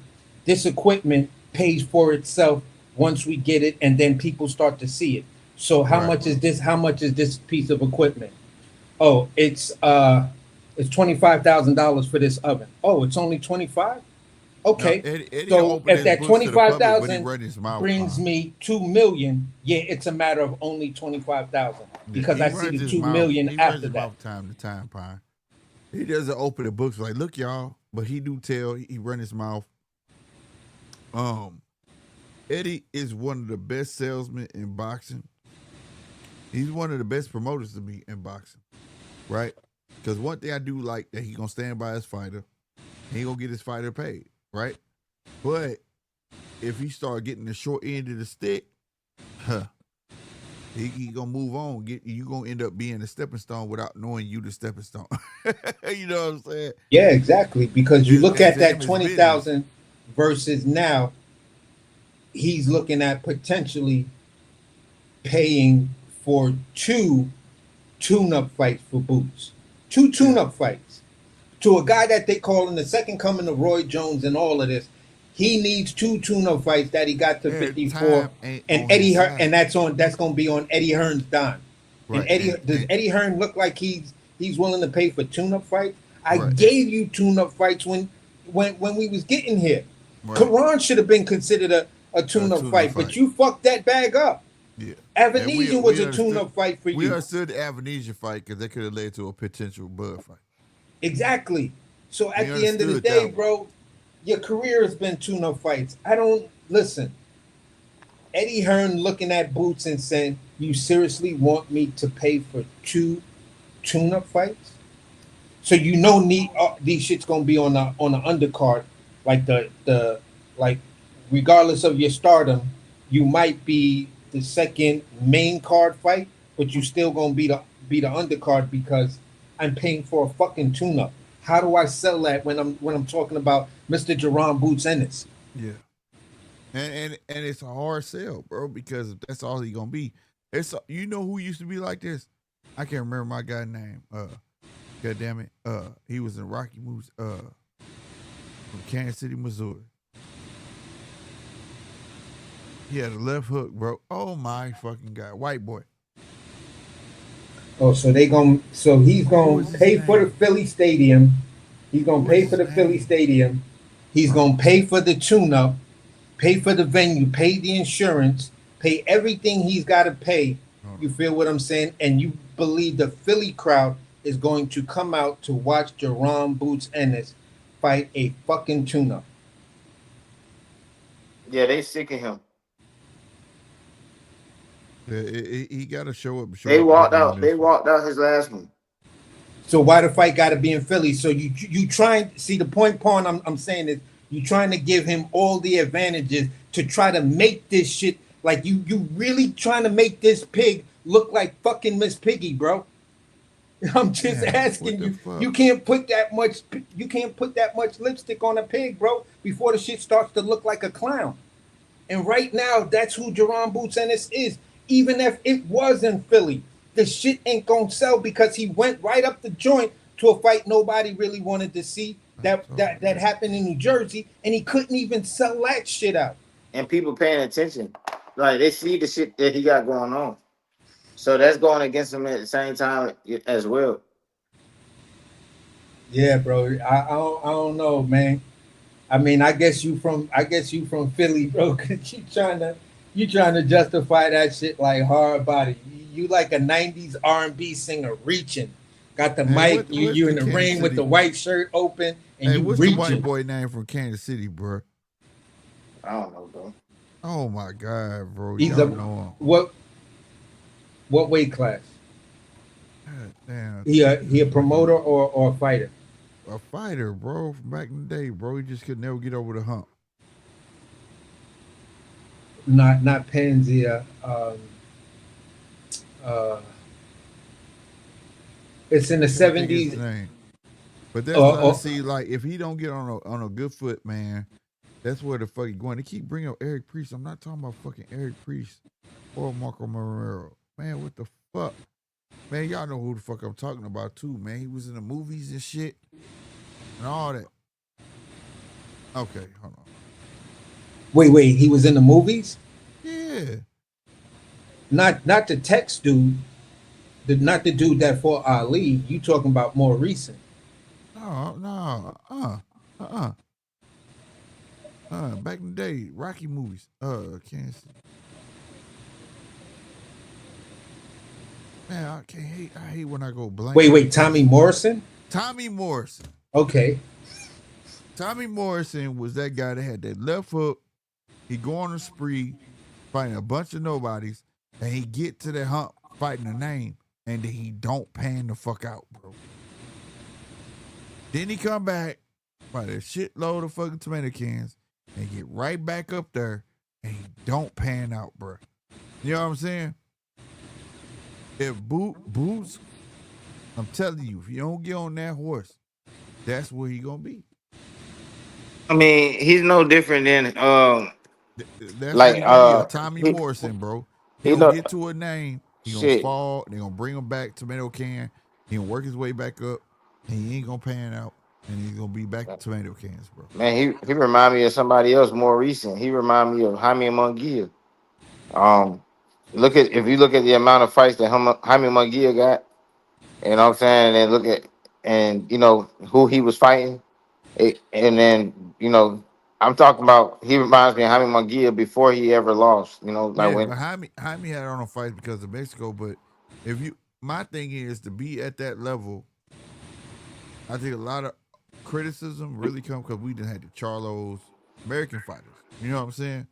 When they're at that number of fights, you know, it's like you usually have somebody on your resume worth talking about. yeah, You know what I mean? He has nobody on his resume to talk about. Right? yeah, He really don't. And like, you know, that's why I bring up Charlo. Call Charlo out. That'd be a beautiful fight.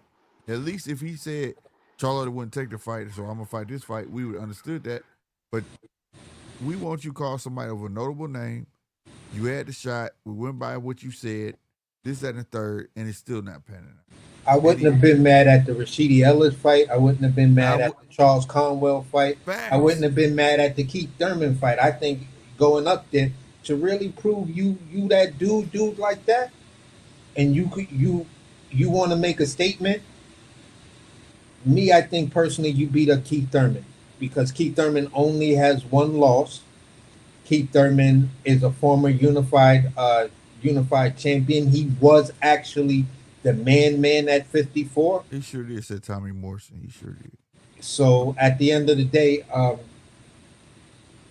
to get your feet wet at 54, to make a statement at 54, Keith Thurman coming off a great impressive victory and shit like that. I think he got the stoppage or whatever. But for me, Keith Thurman made a hell of a lot more sense because you can sell that, and Keith Thurman gonna sell the shit out of that fight more than Charles Conwell. Or yeah. I mean, you and Rashidi, that little jump off that y'all had back when the fight was supposed to happen at 47. Yeah, hey, this is something I think. This is something I think is gonna happen. All right. So after this fight right here, like how y'all, you know, I think we all agree that this shit probably not hit finna that sell. Like button, y'all. Hit that like button. Go ahead, I think we all agree that this shit probably not finna sell like that, right? So it's gonna sell for Philly. It's gonna sell for Philly. I feel like they're gonna give him another shot, but if it be a repeat, get past 6 rounds, they might walk out like this. But the thing, all right. So what can happen is I feel like Eddie Hearn is not gonna give him another tune-up. Like if you know what I mean, because he's gonna be like, bro, you gonna have to go ahead and go to Turkey, you know, or no, and he gonna go. You right. But the amount of money that he asking for, he gonna be like, look, bro, you can't keep doing this shit. So I agree with you. So if he's still pushing that I'm not ready shit, he could get put on the shelf. Let me tell you something. Your first part was right. The shelf part is wrong. In the history of dealing with Eddie, and I hate saying I said it like I deal with Eddie. I don't deal with Eddie, but in the history of watching Eddie, he will make you feel like you still the dude, but you will end up being the stepping stone without knowing you the stepping stone, bro. See, that young dude learned from his daddy, Queensberry, Don King, and motherfucking Top Rank. I forgot my dude name. Forgive me, the owner. But at the end of the day, the number one thing that he will walk out with is what? The winner. The minute you stop performing, Hey, I think this is a good fight for you. We gonna keep this in house. X, Y, and Z. This is a young kid. You could beat him, but that young kid, he trying to promote now. You see what I'm saying? Eddie good for that. Eddie good for that. If Eddie not getting his return, okay. Well, maybe not the shelf, but that's I guess like that's what I mean. Then that'll end up happening because like he ain't got too many more chances with this shit. You know, like keep doing this. He not going for too much more of this. Pine said Boots is stepping stone territory. Not yet. Oh no, he got to October 11th. You gotta think 3 fights in Philly. Eddie has been trying to knock the door down in America for a long time. A long time. That's why he signed Devin Haney, bro. Yep. Let's not forget he was getting Devin Haney in the beginning, $2.5 million a fight. Because he thought that was the man. He thought that was the guy that was gonna break him into America boxing. He signed Shakur. He signed Boots. He got Shakur. He's trying to break his way. Like that man said. Yeah, he also had Demetrius Andrade at the same time. We got an interview with Eddie. Eddie said, I am here for world domination. He said that on my channel, bro. If you don't pan out, you don't fucking pan out, bro. How much is okay? And this is the business side of it. How much am I supposed to invest in you if you not panning out?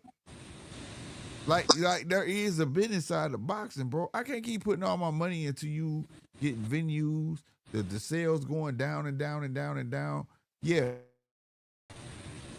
Okay, so let me try to say this to let me try to say this to Pawn. All right, you saying Lima? I'm looking at he's 14-1, right? He's got 1 loss, never been knocked out, right?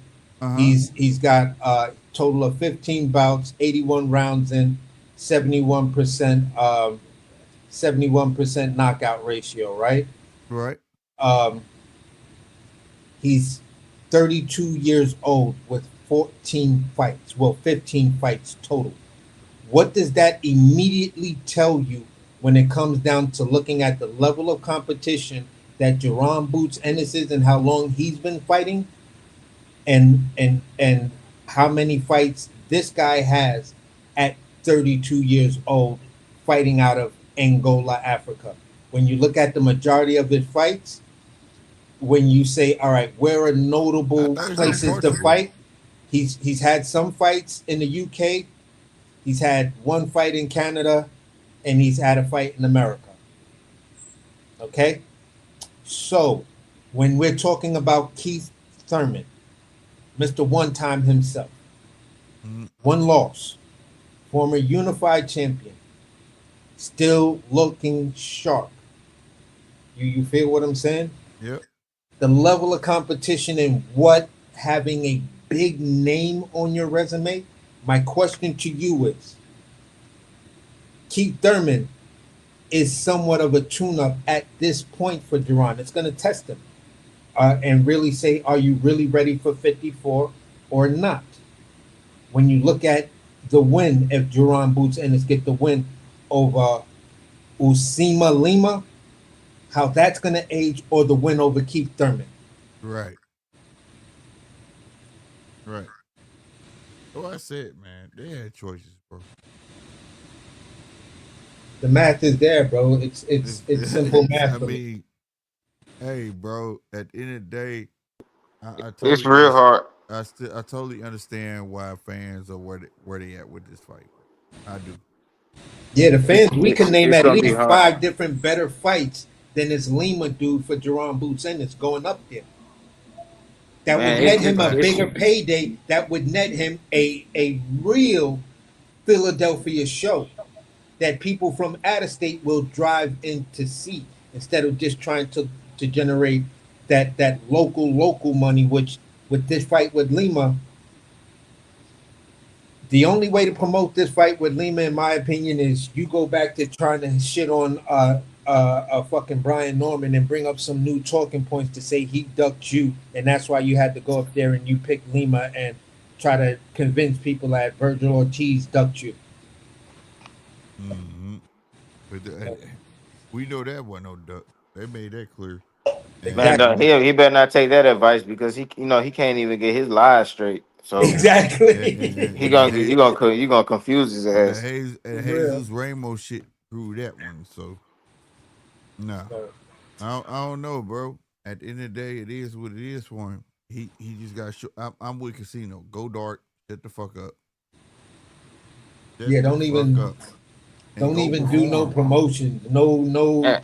no pressers for this fight, cause in the comments, motherfuckers gonna dog the shit out you, Boots. Yeah. And when you win this fight, nigga, you better not jump on the ropes, nigga. Exactly. Yeah. Nah. Nah. If That's anything, go to the funny, mic bro. and call out Virgil, and then have everybody waiting for that, and that's what we gonna see. You know Call what I'm out saying? Virgil or do the big boy joint. Show people you got real big balls, not like the white boy who got beat up, but you got real big balls, and you say, you know what?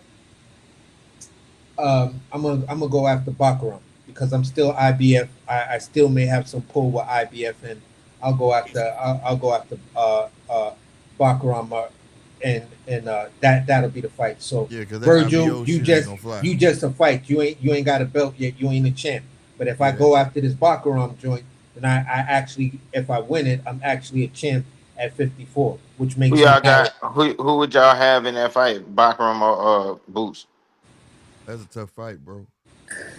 It's crazy.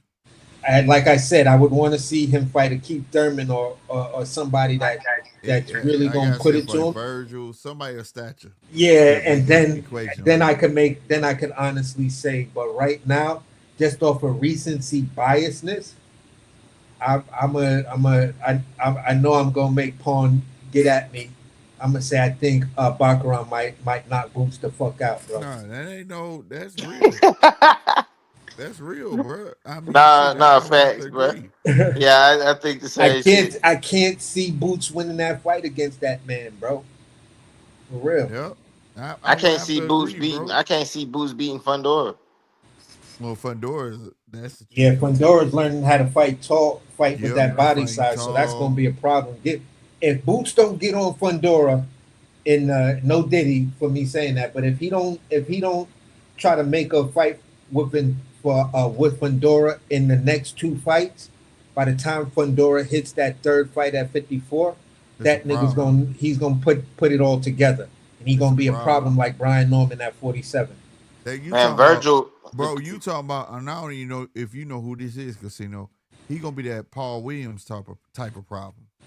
That long of range, Yeah, height, and know how to use your shit, boy. That's a problem, bro. Man, shit.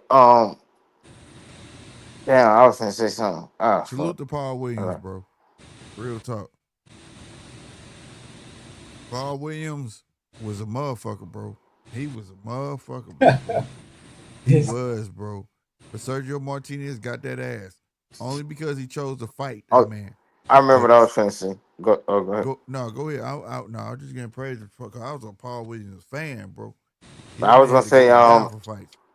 he turned down, which would probably would have been his best route to fighting somebody and win, having a chance to win at 154. It was Virgil Ortiz. Like Virgil Ortiz, I feel like is might be easier to beat than Bakram or Fundora. To be honest, Yeah. but I'm not saying Virgil Ortiz is a scrub. Like 154 is full of killers, but him fighting Virgil, that's probably his easiest route to beating the name at 154. No, for real. Out of the No, names, out of the that names. out of the names. No, Yeah. you are 100% fast because once you go to even though Fedora ain't got biggest name as Virgil, bro, that's a task. You know what I'm saying? Names don't Uh-huh. mean shit. That's a tall task for any motherfucking body, bro. yeah. Real talk. Uh-huh. And Bachra gonna beat your head in, and he's smart, and he witty, and he got ring savvy. That's a tall task. He already got his shit together. You get what I'm saying? So like Uh-huh. when you compare, like I say, these guys might not have a name as big as Virgil, But those are still tall tasks, period, bro. And I agree with you. You go for Virgil, and then you go for them. But I'm gonna tell. But I agree with AC. Don't take Fundora in the next 2 fights. See what the fuck happened. The kid putting it together, bro. Yeah. He finally put it together. Something Paul didn't get. See, Paul Williams didn't have the luxury of motherfuckers want to fight him. You see what I'm saying? Where Paul had to go up and down for fights. You know what I'm saying? Yeah. And so by doing so, he didn't get to get his shit together. So like when he fought Sergio Martinez, you know, he chose to fight that man. You know what I'm saying? Been know like how Fundora used to do, fighting the pocket, fighting the inside, when he should have been fighting tall. You know what I'm saying? Now Fundora, he'd have been through his wars with that fighting shit. Fuck that. Been knocked down. All that shit. Went through the Paul Williams saga. Now he's still around where he able-bodied. And now fuck all that. I ain't got to do all that. I know I can do it, but why do it? You know what I'm saying? You know, and for if you don't know, Paul Williams had a, what was it, AC, a motorcycle accident? Yeah, I believe so. And it paralyzed him, bro. I believe I'm trying to I'm looking at it again, but I believe at one point Paul Williams motorcycle accident. Paul Williams and Spadafora was supposed to get it on for a minute. Yeah. And that fight fell through, and that was a fight. Right. Pine, he said he was supposed to fight Canelo. And I ain't gonna lie, I would have had Paul in that fight. I would have had Paul. But I like Paul Williams though, bro. That motherfucker arm reach was a motherfucker. He had pop, bro. He had some pop. But Lord had his ways, man. He had the accident. Man, them motorcycles be hell, bro. Bro. I kind of pledged not to get on, not to be on that 2-wheel shit. That's my preferred. That's my preferred choice of like cars. Cars scare me, not bikes, bro. But you like see, you from New York, bro. Y'all motherfuckers crowded and shit. I ride a 3-wheel bike or a 4-wheel bike, but a 2-wheel bike. Got doors, bro, unless it's only way I ride a 2-wheel bike, only way I consider it is if it was like a Harley Davidson type. Man, if it ain't got doors, I don't want it. Yeah. Now here's just an interesting tidbit. He's got a unanimous decision over Winky Wright. He's also Paul Williams. I'm talking about. He's got a unanimous decision over Winky Wright. He's got he's beat Sergio Martinez. No, he beat Sergio Martinez once and lost to him in the rematch. You feel what I'm saying? Yeah. That's what I'm saying. There was some fights too, bro. Yeah. And I salute Sergio, man. That motherfucker I never forget what oh my God. What was the lead trainer from the Crunk Gym? Oh fuck. From Crunk, you talking about the original Suge. Yeah. I cannot remember his name to save my life. Right now. It's on the tip of my tongue.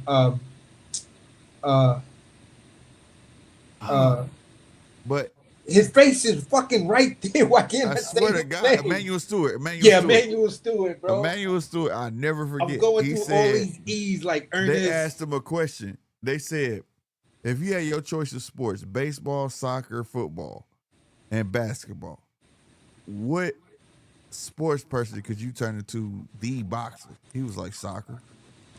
He was like, because those motherfuckers got win. All I got to do is teach you how to fucking box. Hey, I know he can go 12 rounds. And sure enough, that motherfucker Sergio Martinez was what? Soccer player. Yeah. Soccer player turned boxer. Bullshit you not. Sergio Martinez wasn't no bitch neither. He wasn't no bitch neither. But that motherfucker, boy, hey, he did his thing that second fight. He said, I'm going to be king. He said, I'm going to beat him, and I'm going to knock him out, and I'm going to be king. And I'll be down, he knocked Paul Williams out and put that crown on. I was mad at the motherfucker. I was mad at this motherfucker, boy. And that was the first time, like, that knockout, I swear, that was the first time where I felt like, damn, get the ambulance in that motherfucker. That motherfucker, is he alive? Because he slept his ass. He slept Paul Williams. That motherfucker Paul Williams dropped, and I was like, what the fuck? It was like it was unexpected.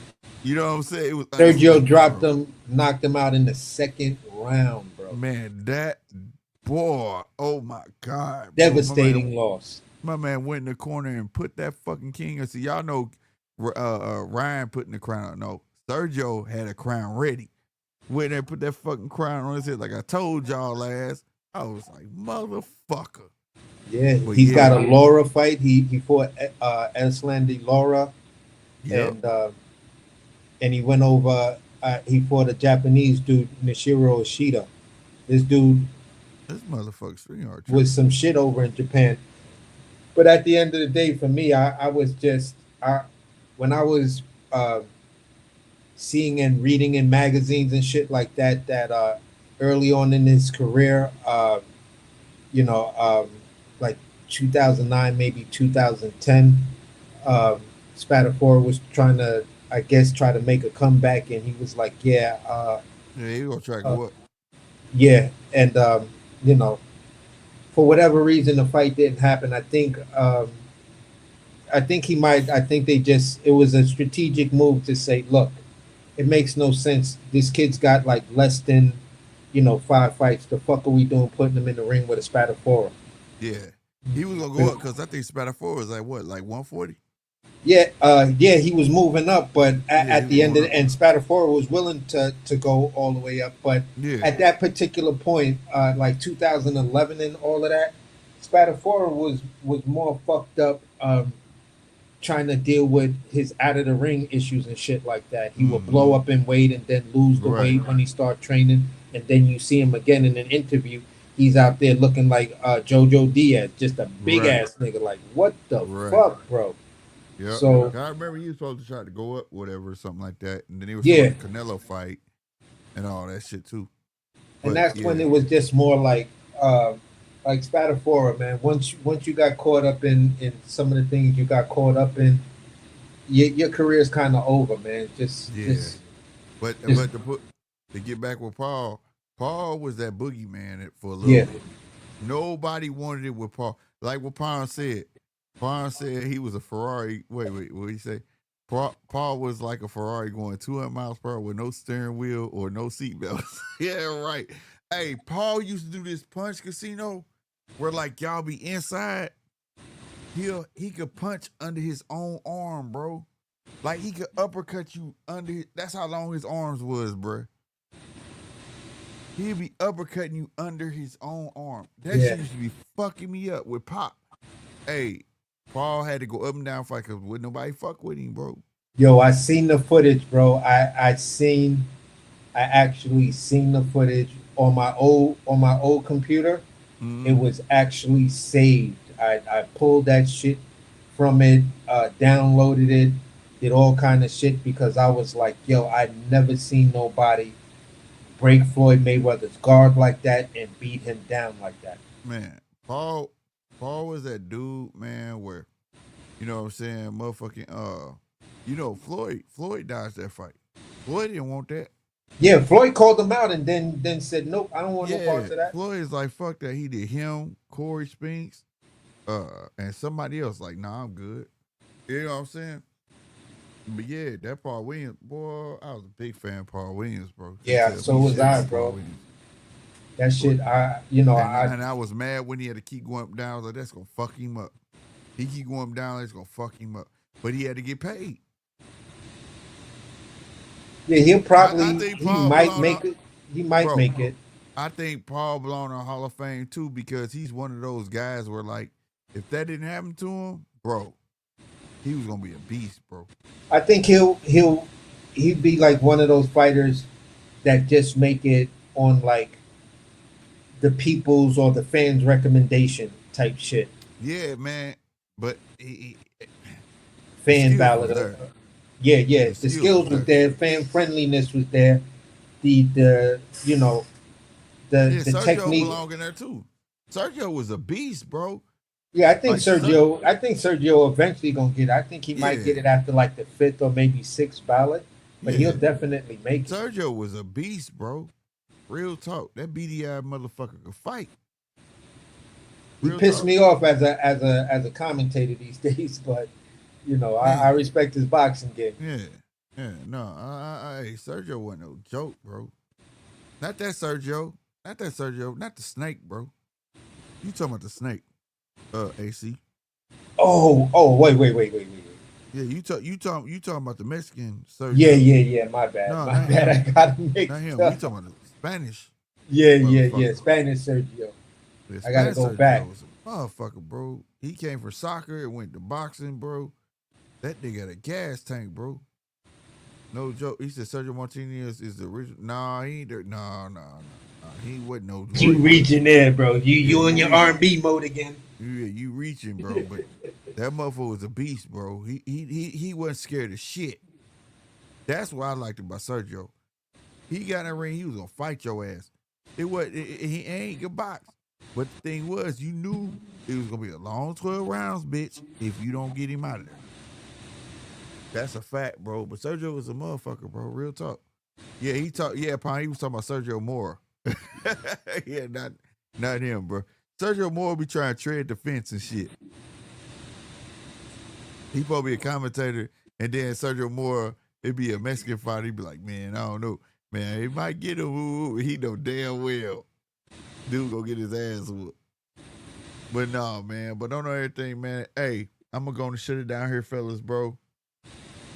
I really appreciate y'all coming on, AC, man. Casino probably fell asleep over there, goddamn me.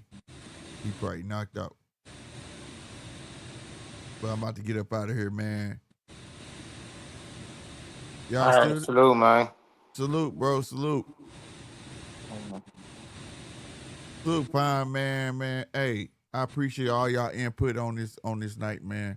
I know this was a topic that's been dragged out, but I had to talk about this shit, man. I'm gonna tell you something. My final thoughts on this whole motherfucking thing. Boots, get on the good foot.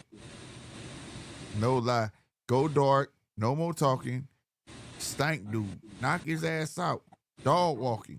Do something to make people feel like they need to see you with Virgil, because this talking, it take away. And I always felt like all the talking is a bit too much, because now we have too much access, right, to these fighters.